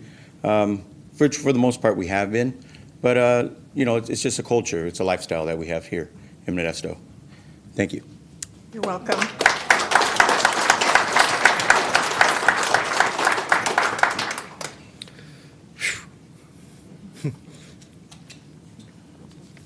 I want to thank you all. It's been a long, long journey. I had something written down, but I couldn't do it. I was just like, you know, I think I'll just wing it tonight. I want to say that there are some people that aren't with us tonight that have been behind us. and I'll say their names: Bert Sabata, Miguel Becerra, Danny Boy, and Don Hughes, and Rona Matters. They've supported us, and they've been with us all year. But unfortunately, their time had lapsed, and they couldn't be here tonight. We did this for the kids because we experienced it, but we want them to see what we are talking about. Want them to see that and learn from it, because we are a device group. You've all got our device up there, and we love it. We're all device here in the car community, and we want to show that Modesto can shine. Tomorrow, I received a call this morning, kind of caught me by surprise, to be a request for Tina, Betty, and myself to be a witness before the California Senate on AB 436. We said we will be there. Kind of shocked. It came from David Alvarez's office down in San Diego, National City. We're going to be there as witnesses. Tina and Betty will speak in support. So hopefully, lifting the ban tonight, we can say with confidence that Modesto is the model for other cities to follow, and also the model for the state to see that there are cities out there that do see the wrongs that happened 33 years ago and is being done right now. Because without us all working together, and that means all of us, this night wouldn't be here. The car community, city leaders, community leaders, and Chief Gillespie, we created a dialogue, a little headbutting in the beginning, but it all resolved and got better. So thank you tonight. We're very grateful. We hope you vote all unanimously. So tomorrow I can say in confidence that Modesto is one of the cities that's leading the way and showing how to do things the right way, and not versus things that have been done the wrong way 33 years ago. Thank you. All right.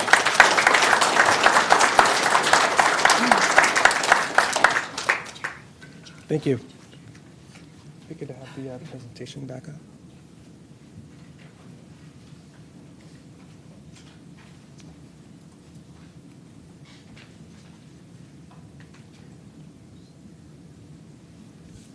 So staff recommendation, we'd like a motion to introducing and waiving the first reading of an ordinance amending the Modesto Municipal Code to repeal Article 18, regulation of cruising in its entirety, from Chapter 2, Vehicle and Traffic Regulations of Title 3, Public Safety relating to the city cruising ban. And with that, I open it up to any questions. All right, thank you very much for your presentation. Does council have any questions of staff? Councilmember Wright. Thank you, Mayor. I have some concerns. As a business owner on McHenry since the early 80s, the late 80s, I've had 3 different locations, and back in the 90s had a lot of vandalism on McHenry due to cruisers. I think our cruising community here in Modesto is a great community of people that really want to do things right. My concern is about the out-of-towners that want to come into Modesto, because Modesto has a name, graffiti. And what is our police department going to do to make sure that we don't go down the road that we did back in the 90s, where we had a lot of vandalism to properties on McHenry, and also I hate to go to my front door and see somebody use my front door as a restroom, and that happened a lot during the 90s. So, Chief, what are we doing to protect them? Yeah, and that's why we've had open dialogue with the different cruising enthusiast, local car clubs, and others that are involved in the hot rod car sector. And we wouldn't be here if we wouldn't have those established dialogues, point of contacts for just about every car club that is involved in cruising or the cruising lifestyle. We also will depend on technology, right? We have our air support asset now that's our eye in the sky and is able to identify criminal activity, such as what you described, along with the vehicle codes, which is an extremely large book of tools that are there to help us maintain safety and prevent criminal activity in our neighborhoods. You're not the only person that's expressed concern. I also talking with the different committee people from the different cruising organizations, they have evolved as well. It's more of and I live in Modesto, and I'll tell you, cruising takes place every weekend. I see the cars down there. But what I'm seeing now is grandfathers with their grandkids and family members cruising up and down Modesto, enjoying our streets, enjoying their cars. And that's a lot different than what I used to see before when I was younger and participated in cruising as well. So I'm optimistic that we will not see what we saw in the late 80s and early 90s again. Do you see with your extra patrol down in McHenry due to cruising that's going to take away from officers from other areas of our city that we're having problems with? We haven't seen an impact. When we had the two pilot cruising nights downtown in Modesto, and those were advertised, but like I said, there was no increase in needs for police services that impacted our patrol, our officers that respond to 911. And the only thing that other cities have reported is that initial weekend there is an uptick in activity and people coming in, but that seems to taper off. And like I said, the other 4 cities that have banned their cruising ordinances have not experienced any major criminal incidents. Thank you. All right, questions? Councilmember Williams. Yes, so I'm stuck on calling them chief or vice chief or assistant chief. So if this does pass today, what would be the rollout? I'm just curious. And the time frame as well. Would we finish removing the signs, the cruising signs that allow us to enforce the cruising ban? But really, as far as a rollout, there wouldn't be any major difference. Like I said, as far as, I started here in 98, and I can say from the year 2000 on, we haven't done any cruising enforcement. We haven't set up the checkpoints that are required to take down license plate and count the number of times that vehicles pass through these checkpoints. So for us, there would be really no difference because we're not enforcing it at the moment and haven't been for decades. Thank you. All right, any other questions from council members? Seeing none, we'll open up to the public. I'll ask members of the public to come forward. Each person has 3 minutes. My first blue card was received from Charmaine Breedlove.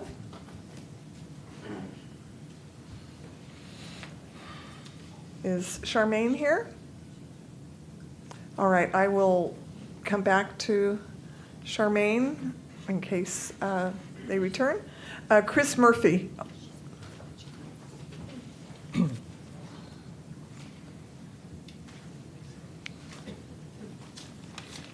Modesto City Council, Mayor Sue, thank you so much for being here tonight, and thanks for supporting this issue. This is about the graffiti spirit. It's about the spirit of the people in Modesto. It's about community spirit, above all, of getting our community together. And that's the magic thing that's happened with this. We're here in the middle of it right here. This street right out here is where they cruised. This is where it happened. 10th and 11th Street was the place. It's our field of dreams. And this is attracting people already from around the world. Like they said, people from all over the United States came to cruise with everybody at the car shows, and we get people from all over the world right now visiting. So that's super cool. I'm a former cruiser. I'm a cruiser of 79. So back then, it was so funny. People have forgotten what cruising really was about. It wasn't like a concert where it started and ended at the same time. People rolled in, they rolled out, they went to dinner, they went bowling, they went out to Taco Bell or whatever it was. And that's the same things that have happened during these test programs where people kind of roll in and roll out. It's not when everyone leaves at the same time. So I think a lot of people have forgotten what cruising really was before it was this big thing that was really over-marketed. And the real cruising is something we all believe in that we see today. And that's what we hope to bring back. I am grateful for our lowrider community. This is amazing. And all the people that have been here together, the 17 different car clubs, the customs and everything that pulled this together. It really was a spark plug for them to help accomplish something we've all been dreaming about since we last cruised. And so I think it's something that really the city can be proud of. And I truly believe that when we bring our cultures together, our community shines. The music, the community, this is good for our town. And thank you, MPD. You guys have been stellar for the Kiwanis clubs, the cruise parades, and you guys really took time to listen. And we all shared cruising stories, and embarrassingly so, of the cars we used to cruise in. My Datsun King Cab with mags. But this is this shared culture, the shared vision of making Modesto better, attracting people from around the world to see this now. We are at the Graffiti USA Museum. We are very excited to showcase the lowriders in our facility, champion what they're doing, as well with the customs, the racers, the street rods, and everybody. And plus, kids aren't getting cars anymore. And so we want to keep this excitement of the vehicle here in Modesto, which is really, really a good possibility. We're excited for the future. Now, when people come to town from England, from Australia, from everywhere, they know that cruising will be legal in this town, hopefully with your vote. And we want to hope that makes that happen. We please urge your vote to bring this. I think you'll be really impressed. I think our city will shine, and people that visit will be very excited about what happens. And we hope to invite you Saturday morning out here as we remove the final cruise sign here in the plaza. Thank you, Modesto City Council. We urge a positive vote. Thank you all. Thank you. Next online, Ramon Rodriguez. Good evening, Madam Mayor, Council, and everyone. This is the perfect time to shine, and it's time to lift the ban. As to rephrase the words of President Ronald Reagan, please take down this ordinance. This ordinance is long dated, long gone, and it should be gone because Modesto is what really put Modesto on the map with the car culture. Ever since graffiti, Modesto's been known. Check it, even online. Yeah, the Sentosa, Universal Studios Sentosa Park in Singapore, they have every car from American Graffiti, including the Modesto police car. And this is in Singapore. You know how much it brings a lot of awareness and a lot of attention, and people say, where's Modesto? And this is in Singapore. Because that teaches people over there that Modesto is the place where it all began in 1962. And ever since, and every time I go to graffiti, I see more and more lowriders and a lot of people putting a lot of love into their cars. And it's growing. So we got to keep the traditions going.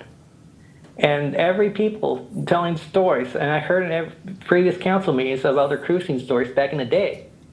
It just brings back the nostalgia that they have a lot of fun without getting in trouble. And this is why the ban has to go, so that people will finally cruise in peace, will finally showcase their cars, and it'll attract a lot of people downtown and elsewhere. And this is why the ordinance has to go. And I urge you all to vote to lift the ban so that Modesto will be a model city for the entire state of California. And this is not just for the lowriders, but the hot rodders, the muscle car guys, even people who have classic Euro cars and Japanese cars. Any car they can showcase without being in trouble. Because every people who has cars, vintage, classic, or rare cars, they can showcase. And people will be really curious and learning a lot about it. Plus, they'll hear stories about their cruising days and their enthusiasm for cars. And this is why I enjoy going to graffiti every year. And this is why I love Modesto. Because graffiti is part of Modesto, and it's part of its identity that will never go away forever. So, to make Modesto proud, take down the ordinance. That ordinance has to go. The cruising ban has to go away so it could be in the dustbin of history forever and ever. Thank you. You're welcome. Wyatt Bowman.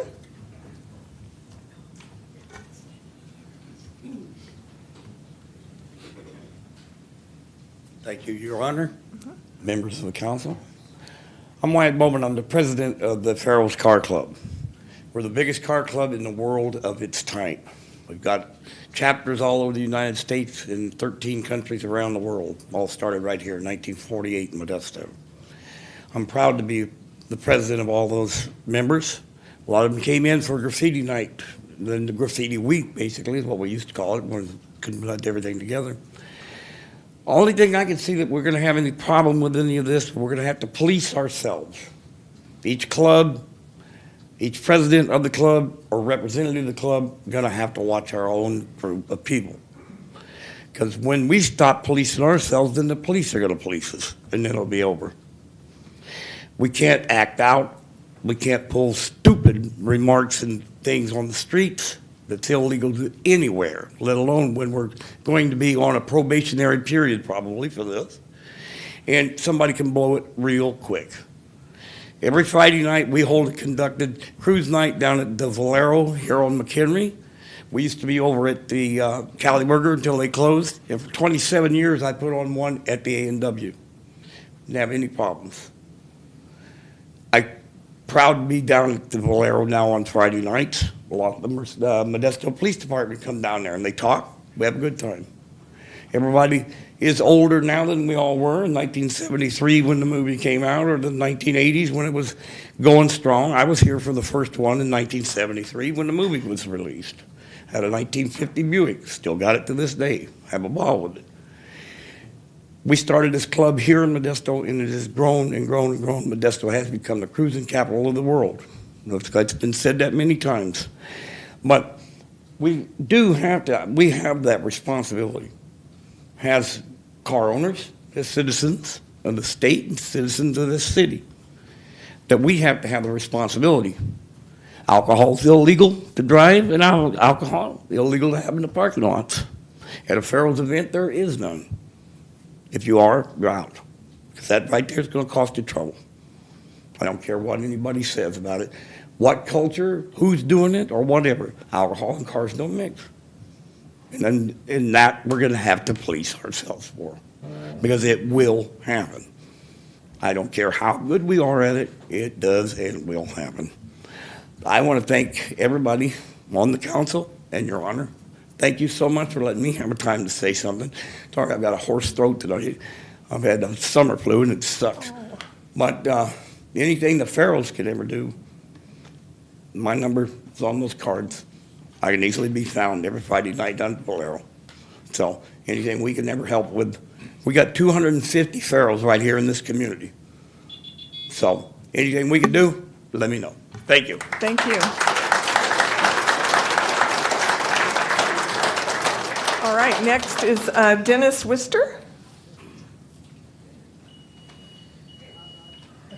He's going to drive his down here. All right. He's gonna cruise. Slow and slow.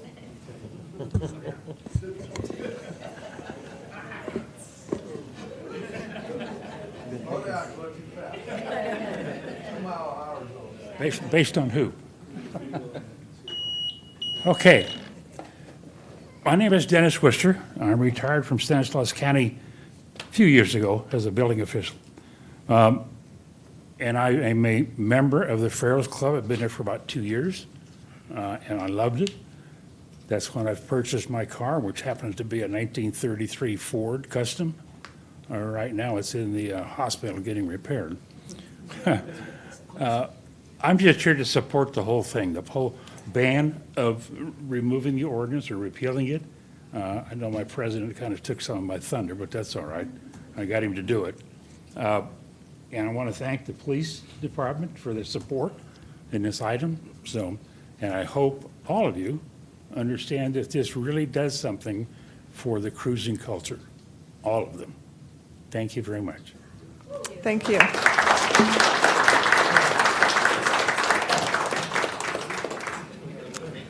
Andrea Kim.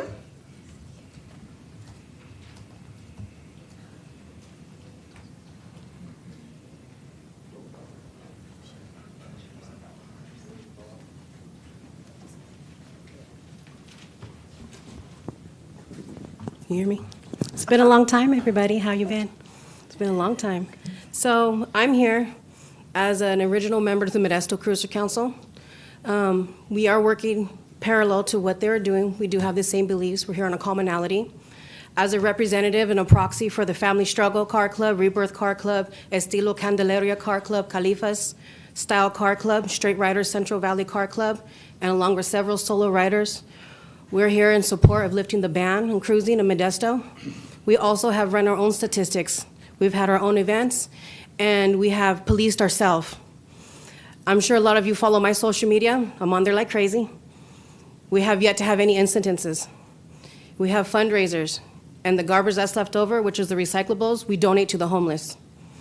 So in parallel to Jerry, Tina, and Betty behind me, we are here on a commonality. And we are proud to stand together today in lifting the cruise. And I do appreciate each and every one with you. And I spoke to you several times, Jeremiah, out in your fancy car. And we'd like to say thank you. And once again, we united, we stand. Si se puede. Thank you. I spoke here several times before. I just want to reiterate, this is not just a Latino thing. It's not a black thing. It's not a white thing. It's an everybody thing. We've got a lot of support from the lowriders. We got a lot of support from the hot rod clubs, muscle car clubs, and we are all united in this. And I want to thank each and every one of you. I think I've met with each one of you one-on-one at least once, and the chief and the assistant chief and the fire department. And this city is really cool in the sense that all of the contacts that we have made with everybody, there's been total transparency, total honesty, and that's what you'll get from us. Thank you. You're welcome. Samantha Nolan.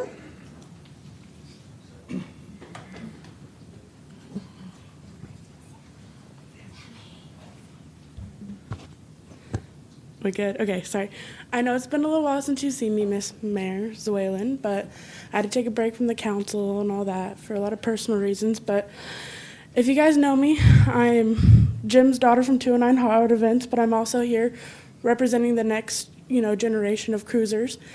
I'm 20, and I have a 1957 Chevy pickup myself. I know I've spoken in front of the council a couple times at the other meetings when we first started, but I'm here to support what Betty, Tina, and Jerry have done tonight to come and get this ban lifted, because I feel like it'd be a great thing for the community and a great thing for the next generation.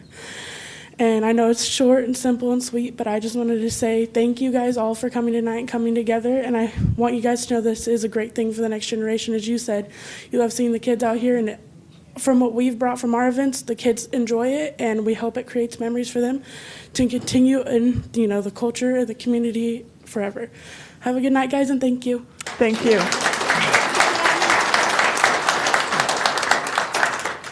Next, I'll go back to Charmaine Breedlove, if she is here.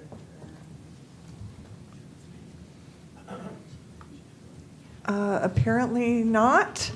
Confirming that we do not have anyone else online for public comment. All right, I will close public comments and ask council for, excuse me.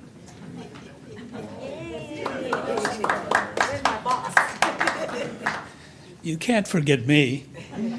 I got to tell you something. I didn't grow up in Modesto. I grew up in Manteca. However, I went to MJC.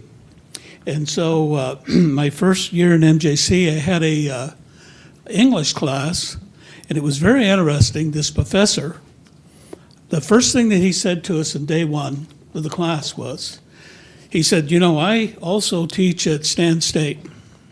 And I come back into Modesto about 10 o'clock at night. And if I ever see you cruising on 10th Street, I'm going to flunk you. Well, he never saw me. I'm not sure that I got a really good grade, but that was my introduction to cruising in Modesto. And it was great. It was great in Modesto. But about 20 years ago, actually, I think before I was president of the Chamber of Commerce, Chris Murphy and I had brought together this dream of doing something about graffiti, cruising, but mostly a museum. And as most of you know, we are bringing that to fruition. Thanks a lot for the city for their support. And the museum is about everything that Chris has talked about. It's about bringing the whole cultures together, bringing all the groups together. And we're doing that. The other thing that I've heard is, well, it's for all you old guys. And how about the young people? I could tell you that, we've been open on and off for the last 3 years, and I would tell you that 20 to 40% of the people who come in that museum are young people, very young people. And however, the ones that can drive and the ones that are in their 20s, I have no doubt in my mind that cruising is here to stay. Graffiti USA is here to stay for Modesto, and it means a lot. So I want to thank you guys for your consideration tonight, but I want to do something very publicly. Tina, would you come up here? I met this lady about a year ago, and she wanders into the museum, and all she wanted to do was to say, is there anything I can do to help as a volunteer? All of us are volunteers that are there. She comes in at least once a week, does every kind of odd job imaginable. And I just want to thank her publicly for her support and her whole team's support. And she's asked me, would I support this? And my answer has always been, you doggone right. So, Tina. Thank you.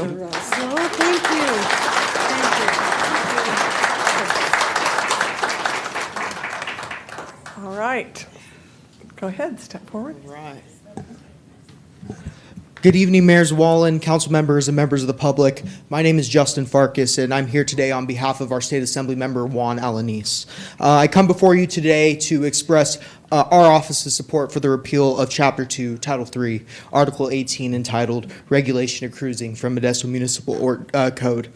As some of you may have known already, you heard from Jerry just a minute ago about his time to testify before the California State Senate tomorrow. Our Assemblyman Alanis, is actually a co-author on Assembly Bill 436, which would repeal the ban on cruising statewide.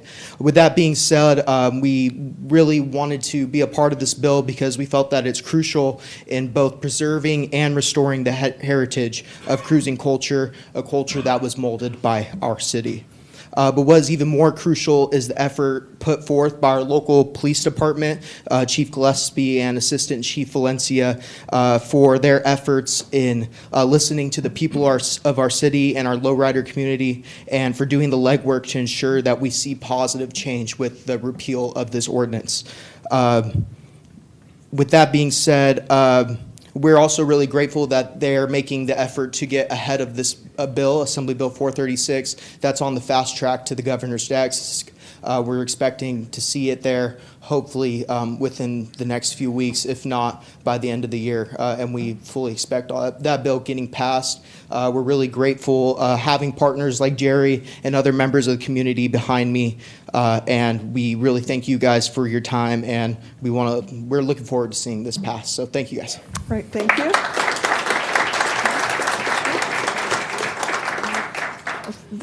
Okay. All right. Good evening, Mayor, Vice Mayor, City Council. According to Webster's dictionary, an ordinance is a law or a decree by a municipality that forbids or restricts any type of activity. For the past 30 years, this right here, cruising is not a crime, has been something that we've all felt dear in our hearts. You look across the audience today, and if there's one thing or another that we all have is the love for cruising. whether it was a hot rod, whether it was a lowrider or a custom car, because it weighed heavier in our hearts. On June the 12th of last year is the first time that we were all in here, more than likely, together. There was a little bigger group, but still, it's still fervent in our hearts. The only individuals that can change this ordinance, of course, are the ones I'm looking at right now. But if anything, it's you guys that we're going to be giving thanks, if all goes as planned, for giving us here and for giving us a chance, those of us within the cruising community, to do what we love. You've seen the younger generation, Mayor, you mentioned it, that it brought joy to your heart. And some of the younger generation that's here, they are being brought up in a family that is cruising. And what we want to do is we want to share this love with them and to mold them to do it in a righteous way. And I will say this, there'll be no need to worry, because that's what we're going to continue to do in the right way, and to have respect for the law, and to unify each other within the communities of cruising. Thank you. You're welcome.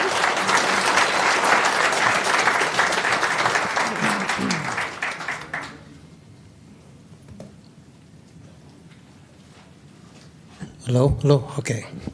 Thank you, council members and everything, and I felt the responsibility, given the opportunity to come up and talk amongst my peers and amongst my city leaders, and hearing everything that everybody had to say, try to digest it. I don't have no speech, I didn't write nothing down. It's coming from the heart, what we call corazón. I'm an American with Mexican descent, and that means a lot to me. But the reason why I want to bring that up, because this is a we all talk about let's do it American way, or let's do it, the USA way. It's a melting pot of different people from all over that makes America, and that's what this cruising thing is, And it's just it's a great thing for you guys to be up there and to get a chance to make a decision to change history as far as in the right direction. And I feel that I belong to the Palace Car Club. I mean, I'm one of the travelers. We go to Pismo Beach. We go up and down San Diego. We go to California. We're going to New Mexico earlier for another chapter. We got over 40-something chapters all over the United States. So to have the opportunity to grab something like this and just really embrace it, it's going to mean a lot, obviously, to our community. It's going to mean a lot to our financial merchants association that we have here, because of the revenue that it brings in, and the people that do realize that, hey, Modesto is on the map as being a leader moving forward, that I think it's just going to be a great thing for our community and for our people. So thank you, guys. Appreciate it. You're welcome.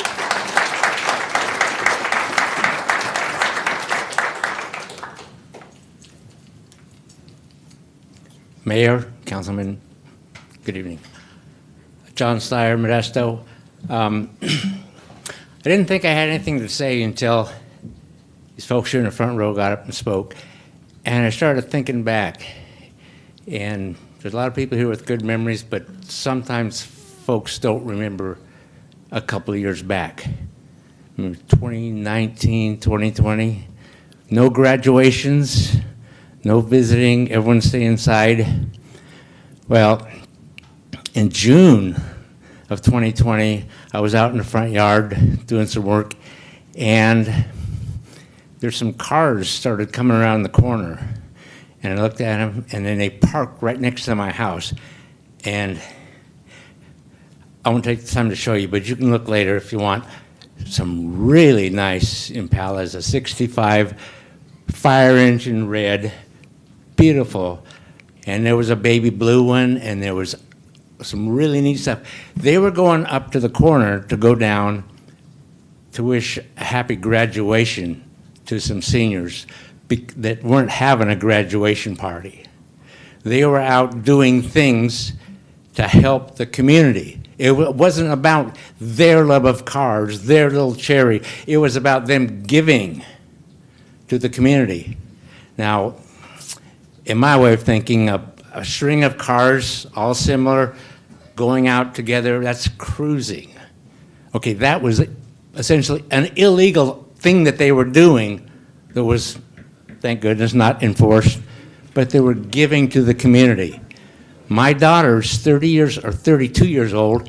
She was telling me that the lowrider, I don't know, just lowriders are a part of her. She loves them. Has graduated from the Graduate School of Journalism at Berkeley, and she has written about lowriders in Modesto and how it impacts her. So whether it's 4th of July or Dia del Muerto, where they all get together, it's part of giving. It's part of building the community, and it's important to us. Thank you very much. You're welcome. All right, any other public comments regarding item 33? Confirming no one online. All right, going third time back to Charmaine. All right, no Charmaine. All right, we will close public comments and go to council comments. Vice Mayor Ricky. Thanks, Mayor. Well, I mean, lifting the cruising ban is the right idea at the right time for Modesto. And lifting this ban is a tribute to effective local government. And the community, law enforcement, and the city all work together to find the right solution to celebrate our culture. Good legislation like this, it opens doors. It creates joy. It creates opportunity to share our culture. And it's another piece of our history that we're taking back. We're taking it back out of the shadows, back into our local family. Welcome back, cruising. Next is Councilmember Williams. Well said, Councilmember Vice Mayor Ricky. And I have a couple of cars, and most of you already know that, and one or two of you mentioned it, and I enjoy taking my grandchildren out in a 1960 Pontiac convertible as the temperature is nice and cool and the wind is going through what's hair is left in my head. But it's more than a nostalgia. It's cool. It's nice. I was here in the 90s. I've been here 43 years, and I saw the good, the bad, the ugly. However, I'm in favor of this ban being lifted. And I know the good citizens of Modesto, particularly those that are going to be crews, will make sure that they're not governed by the police, but governed by their own conscience to do the right thing each and every time, which is very, very, very necessary, because we do want a safe city. We want a positive city. We want a uplifting city, and we want a moral city. So, Mayor, I'm in favor. All right. Councilmember Escudia-Brayton. Thank you, Mayor. I'm very excited. I'm very uplifted at this meeting at this time. I'm very proud of our Modesto community. I'm very proud of this council here because it has listened to you all. It has listened to our Modesto community. In particular, the Chief of Police and the Deputy Chief of Police have just extended unprecedented communication and coordination with the community. It's held its doors open, it's listened, it's compromised, it's reached people halfway. It's all for the betterment of Modesto, and it's gotten us to where we're at today. And what I've loved is this conversation that's taken place. It hasn't happened overnight, but nothing good happens overnight. It's taken its time, the way it needs to be done. It's been done right. And again, we've gotten to a good place. The banning of cruising, it's a 33-year-old prohibition that the time has come to put it to rest. And it's a new day. It's a new culture. I am so glad that Modesto has re-engaged and embraced its legacy of cruising. It's come full circle, and what I find most, what I'm most proud of is that we've done it all so civilly through open communication, honesty, and transparency, and that's a model for how things get done in government. And I'm just glad that the community was part of it, and that we all, as a council, were part of it as well. Thank you. Councilmember Alvarez. Thank you, Mayor. I first want to start off by commending the entire CAR community for their work over the past year, and since we've all taken office last November. And I want to thank you to the core group, Tina, Betty, Jerry, and Nason, and others for meeting with me throughout several evenings, after hours, even though I,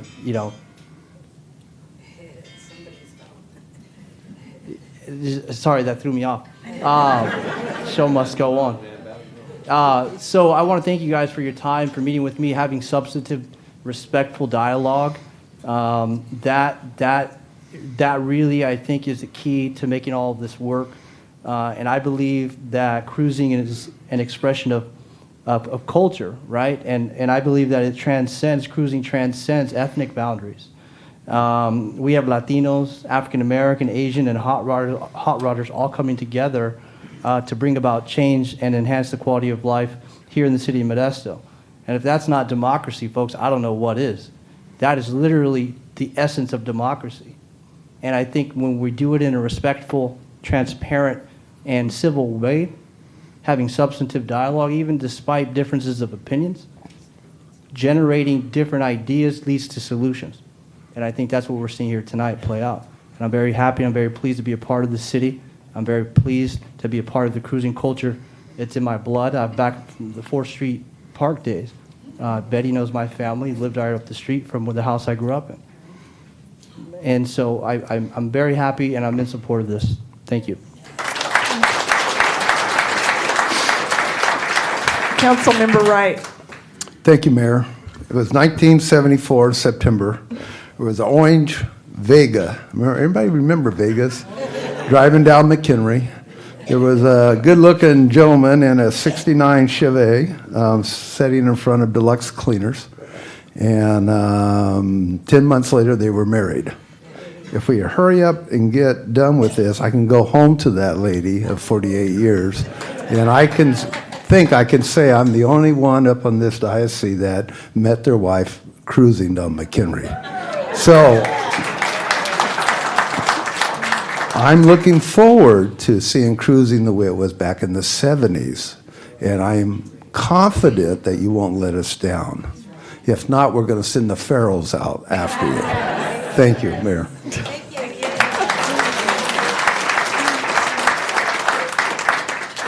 All right, any other council member comments? I'll just make one briefly. There's a few people in here that remember 1962 cruising on 9th and 10th. Not a lot, but there are a few. I'm one of them.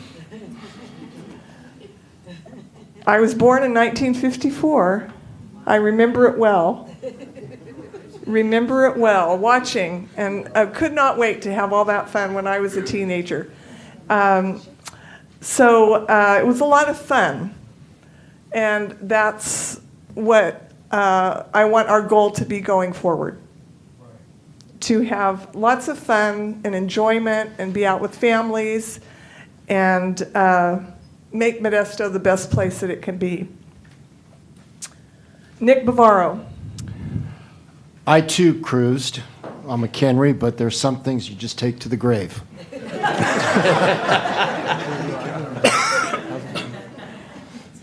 All right. Any other council member comments at this time? Seeing none, I have a motion introducing and waiving the first reading of an ordinance amending the Modesto Municipal Code to repeal Article 18, Regulation of Cruising, in its entirety from Chapter 2, Vehicles and Traffic Regulations of Title 3, Public Safety relating to the city's cruising ban. Do I have a motion? Motion. Second. Motion. I believe I heard Vice Mayor Ricky first.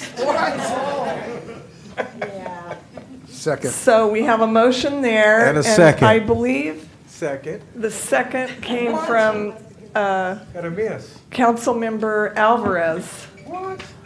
Will the clerk please read the roll? Councilmember Bavaro. Aye. Councilmember Williams. Aye. Councilmember Wright. Aye. Councilmember Scudero Brayton. Aye. Councilmember Alvarez. Aye. Vice Mayor Ricky. Aye. And Mayor Swallen. Aye. The motion carries unanimously. All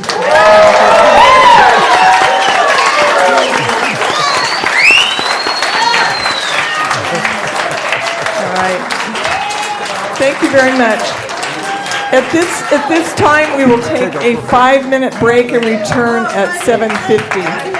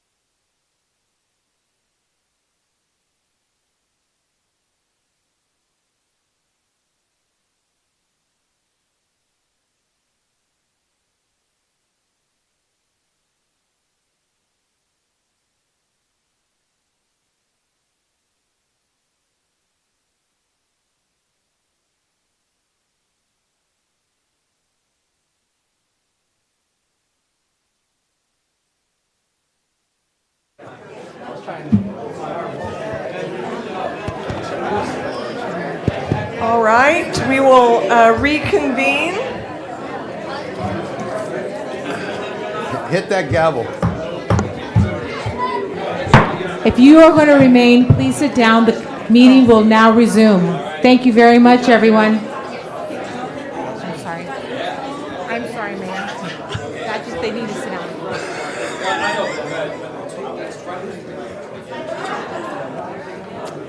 All right, we would like to resume the meeting with item 34.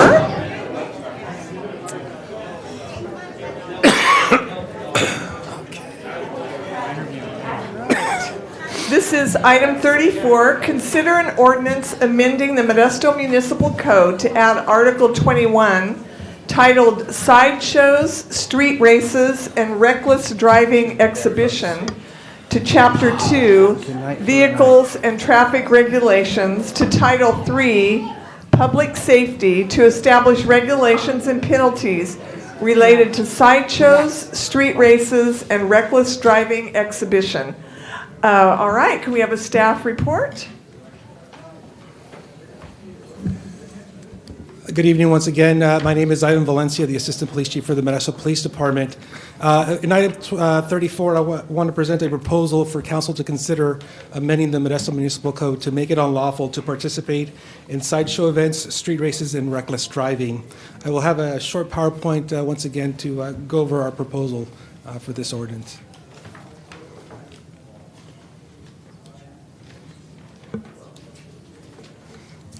The City of Modesto recognizes the importance of public safety and the need to keep roadways and public right-of-ways safe for all residents, businesses, and community stakeholders. The increase in illegal vehicle spectacle events known as street takeovers or sideshows, where individuals perform dangerous maneuvers on public streets, highways, and off-street parking facilities for entertainment, spectators, requires immediate attention. Sideshows are dangerous events that not only pose an extreme risk to drivers and spectators, but significantly interfere with pedestrians, vehicle traffic, damage city streets, and create a public nuisance. These street takeovers and sideshows are done for entertainment, and the mere presence of spectators at shows serves to exuberate the occurrence of these dangerous events, creating an environment for these activities that place the safety and welfare of the public and spectators themselves at risk. The Modesto Police Department receives numerous reports of sideshow activities occurring within city limits on both city streets and off-street parking facilities. MPD recognizes the need to address this problem by taking proactive measures to prevent and deter sideshows and street takeovers from occurring in our community. While existing California vehicle codes have assisted in helping MPD take enforcement action against these participants involving in illegal takeovers and sideshows, the need for additional enforcement options have been identified to further protect the city and its residents. The Modesto Police Department requests City Council to amend Modesto Municipal Code to add Article 21 to Chapter 2, Vehicles and Traffic Regulations of Title 3, Public Safety, titled Sideshows, Street Races, and Reckless Driving Exhibition, making it unlawful to engage in the following activities within city limits, setting penalties for violations of this ordinance, and outlining seizures and forfeiture of declared nuisance vehicles. Under the proposed ordinance, it would be unlawful to be a driver or passenger in a sideshow, street race, or reckless driving exhibition. Knowingly participating as a driver at a sideshow, street race, or reckless driving exhibition conducted on a public street or highway or in an off-street parking facility, or be knowingly present as a passenger at a sideshow, street race, or reckless driving exhibition conducted on public streets or highways or in an off-parking facility. Violations may be punishable as a misdemeanor and/or a $3,500 fine for a driver or passenger. Under the proposed ordinance, it would also be unlawful to be a spectator as a sideshow, street race, or reckless driving exhibition. Be knowingly present as a spectator at a sideshow, street race, or reckless driving exhibition conducted on a public street or highway or in an off-street parking facility, or be knowingly present as a spectator where preparations are being made for a sideshow, street race, or reckless driving exhibition conducted on a public street or highway or in an off-parking facility. Violations may be punishable as a misdemeanor or a $2,500 fine. I do want to make the statement that This is an active spectator and somebody who's egging on these events. It doesn't include the person that takes the wrong turn and encounters a sideshow event and is now stuck in that area because their movement is prohibited, but actually engaging, video taping, egging on. I just wanted to make that clarification. Under the proposal ordinance, it would also be unlawful to promote, organize, facilitate spectators to gather at sideshows, street races, and reckless driving exhibitions. It shall be unlawful for any person to knowingly encourage, promote, instigate, assist, facilitate, aid, or abet in the gathering of persons as spectators at sideshows, street races, or reckless driving exhibitions conducted on a public street or highway or off-street parking facility. Violations may be punishable as a misdemeanor and/or a $3,000 fine. Many times we experience that we have large groups that gather. It's not unusual to see 150 to 300 people at these events, causing additional problems, public safety concerns. Seizure and forfeiture of a nuisance vehicle. Now, nuisance vehicle is a legal word, but if you have any experience with sideshow activity, these vehicles are a public danger when they're used in this type of event. They can certainly kill, maim, or injure people very easily with the reckless driving that's conducted by these individuals. As a separate civil remedy to abate the instrument of the nuisance activity, a motor vehicle shall be declared a nuisance and may be seized and subject to forfeiture under this article if, number one, it is used as a sideshow, and two, if it is driven by the registered owner of the vehicle at the time of the violation, or three, the registered owner is a passenger in the vehicle at the time of the violation, or four, if it is driven by a member of the registered owner immediate family at the time of the violation, or a member of the registered owner's immediate family is a passenger in the vehicle at the time of the violation, or five, the driver or a passenger lives at the same address as the registered owner at the time of the violation, or six, the driver or a passenger in the vehicle at the time of the violation has prior contact in that vehicle as determined by law enforcement records. So staff recommendation, a motion introducing and waiving the first reading of an ordinance, amending the Modesto Municipal Code to add Article 21, title, Sideshows, Street Races, and Reckless Driving Exhibitions, to Chapter 2, Vehicles and Traffic Regulations, Title 3, Public Safety, to establish regulations and penalties related to sideshows, street races, and reckless driving exhibition. With that, I will open it up to any questions. Thank you very much for your presentation. Are there any, any questions from the council? Councilmember Wright? Thank you, Mayor. Assistant Chief, thank you for your presentation. My question is, if one or two cars are doing donuts in the middle of the street, is that considered sideshow? Would this ordinance apply to them? It would be yes. It would? Okay, great. I think because, and the reason I say that, especially in my district, we see a lot of that, where 1 o'clock in the morning, there's 2 or 3 cars that are doing donuts in the middle of the street. And I get, complaints from residents, and that was my concern. Councilmember Bavaro. Thank you, Mayor. My concern is the fines not being enough, but I will support this. How did you come to the dollar amounts? Is it a survey of the area? Is it state law that is $3,500 or $2,500? We wanted to be proactive and deter this type of activity. The best case scenario is we hope we never have to issue one of these citations, correct? But the activity, the risk to public, it doesn't take much research to show that people have been killed, hurt, injured. Private property, public property is often damaged. There's also a cost for law enforcement and public safety in general to respond to these incidents. It usually takes multiple officers to contain such an incident or these events. And so we felt that $3,500, although high, was fair for the amount of cost that can be incurred from these events. If you find that it's not really a deterrent, I would hope you'd come back to the city council with another zero maybe added on to. We will certainly, as always, we will certainly review the different tools we have and come back to council if there's a need for additional. Thank you. Councilmember Wright, did you have a? Yeah, I have a follow-up question. I'm really concerned about the seizure of the vehicle. So If a son borrowed the dad's car and got caught up in a sideshow, mom and dad didn't know anything about it, does the police department have some latitude on whether or not they're going to seize the car? There's always an avenue to contest whether you get a citation, your vehicle's towed, you get taken to jail. There's always an avenue for you to contest and prove and make your point, and we can certainly make a decision based upon that. Yeah, I think the fine is fine. They should pay the fine, but I'm just concerned about seizure of the car, especially if the car belongs to someone who doesn't really realize that their son or daughter's out there doing a sideshow. Yeah.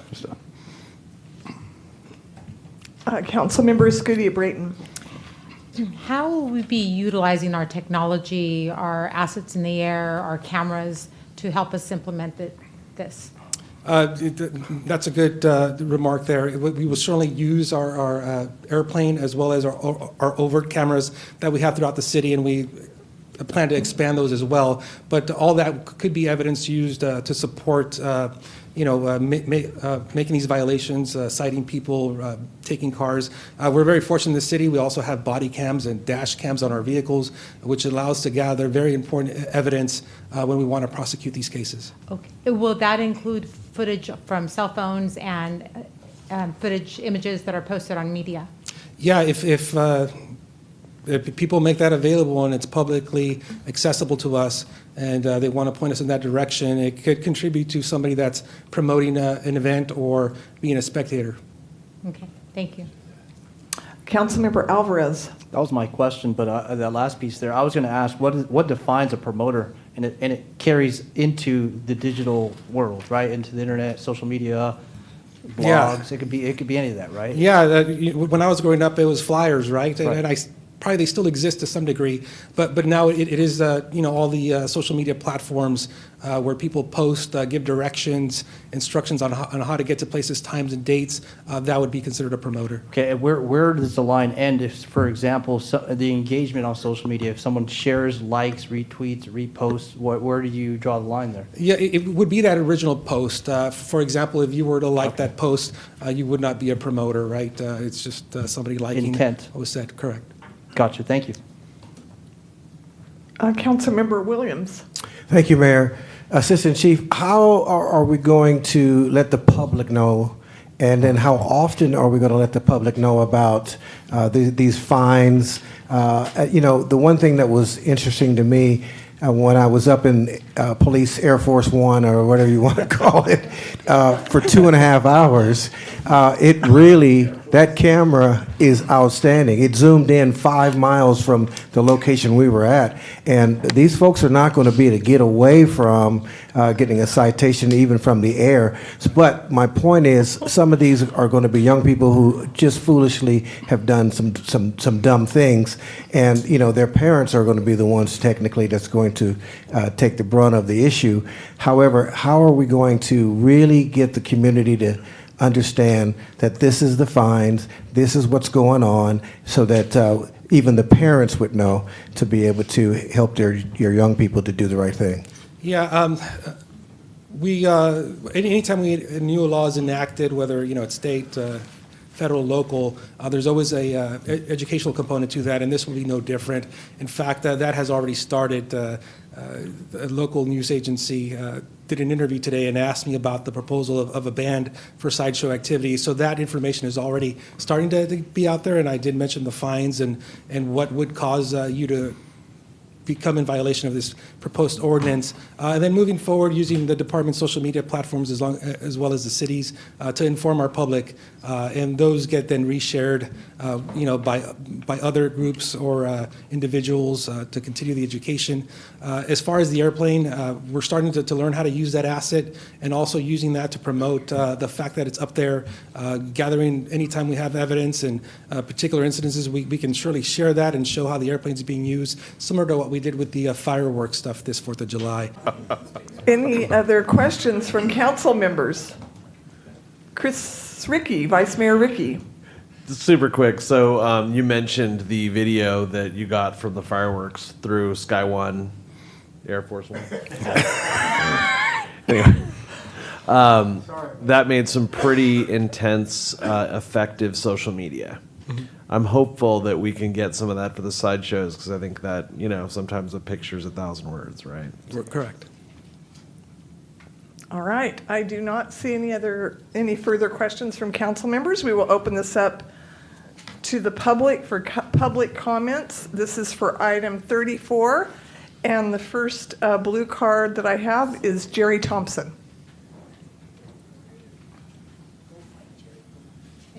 I'll do better this time. I choked up.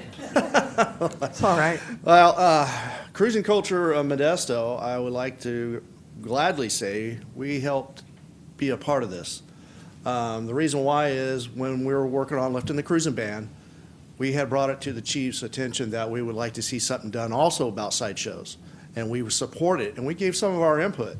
And I agree with Nick. They need a little more stiffer penalties because our suggestion was if they got caught a second time, crush the car and make a video of it so everybody could see. Well, the chief thought that was a little too extreme at our end of it, so that didn't happen. But we did also suggest to put billboards on each side of the city. If you come to the city, you may lose your car. And so he's looking at something like that. But we are in support of it. We did give our input, and we're glad that he allowed us to have some of that input. And he listened, and we could tell that he did put some of those suggestions we requested. So we weren't only just working on lifting the cruising ban, but we're also working on and believing that Modesto needs to be a safe community. And we don't want the kids out there with the parents cruising be hurt by these guys that are acting crazy. Because one thing I will suggest, don't underestimate these guys that are out there. It's all over YouTube. They're very sophisticated, because I've done the research and looked into it. They're very sophisticated. They have scanners. They have MapQuest. They have all this technology that tells them what routes they can take to get away from the police as fast as they can. So they are in tune with what's going on. They're very well organized, and some of it is gang activity.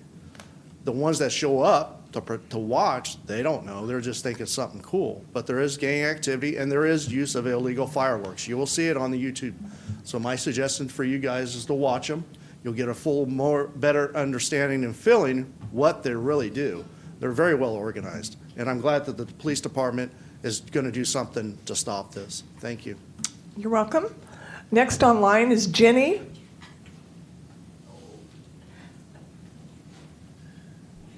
Hello. I just want to say that I'm glad to see that we've come to a kind of a agreement that we need to see to allow this. But I'm also wondering, are we going to have a report, say in 3 months or 4 months, of how this is going and if the ordinance needs to be tweaked? All right, Ginny, we're on to the next item, item 34, about sideshows. Oh. But that, okay. Well, why don't you contact me, because that's a good idea. Email me and we'll make sure that we have that. Okay, I somehow missed. I have family here and I missed that one part. I tried to get back to it. That's all right. Okay, thank you. Thank you. You're welcome. Any other members of the public that would like to speak regarding item 34? Welcome. Member City Council, thank you for considering this. It's really important that we do this today. More importantly, that we show the difference between cruising and the illegal sideshows. The illegal sideshows are truly dangerous. You see the donut marks in the intersections, and you look at what people went through to actually make that happen, or on the center of a freeway. And so I think it's really important to send a message that we have supported the cruising alternative, but at the same time, we are cracking down big time on illegal sideshows. There is death, there is injury, and it's frightening to a lot of people. And I think the council's making the right move. I agree that the penalties probably aren't stiff enough because they put so much money in these cars anyway. And once you try and track them down, it is sophisticated. And these guys do track it. I mean, they've all watched the movies on how to get away with this stuff. And I think it's a good message to send. You do this kind of stuff in Modesto, yeah, you might not leave with your car, but I thank you for taking a look at this, and the chief and the police chief and the assistant chief, they've really thought through it because it will result in something really dangerous if we don't get in front of it, and it's a good message to send, so thank you. You're welcome. Any other public comments regarding item 34? I see Jenny's hand up.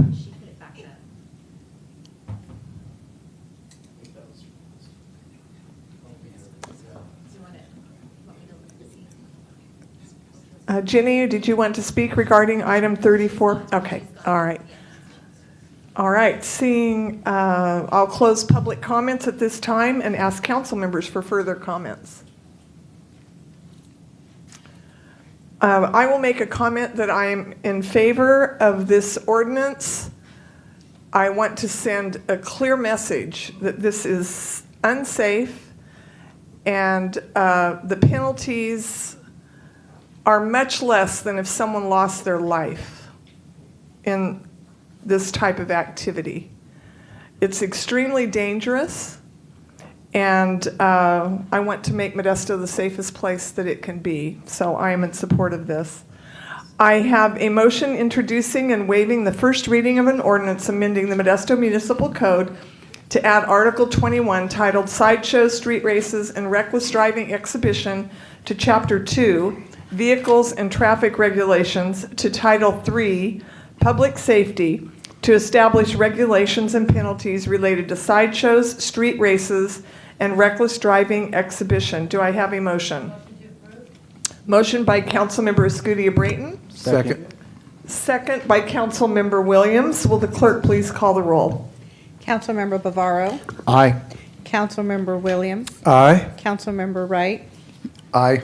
Councilmember Escutia-Brayton. Aye. Councilmember Alvarez. Aye. Vice Mayor Ricky. Aye. And Mayor Zwallen. Aye. Carries unanimously. Thank you. Are there any matters too late for the agenda? Seeing none, I am calling this meeting of the Modesto City Council be adjourned.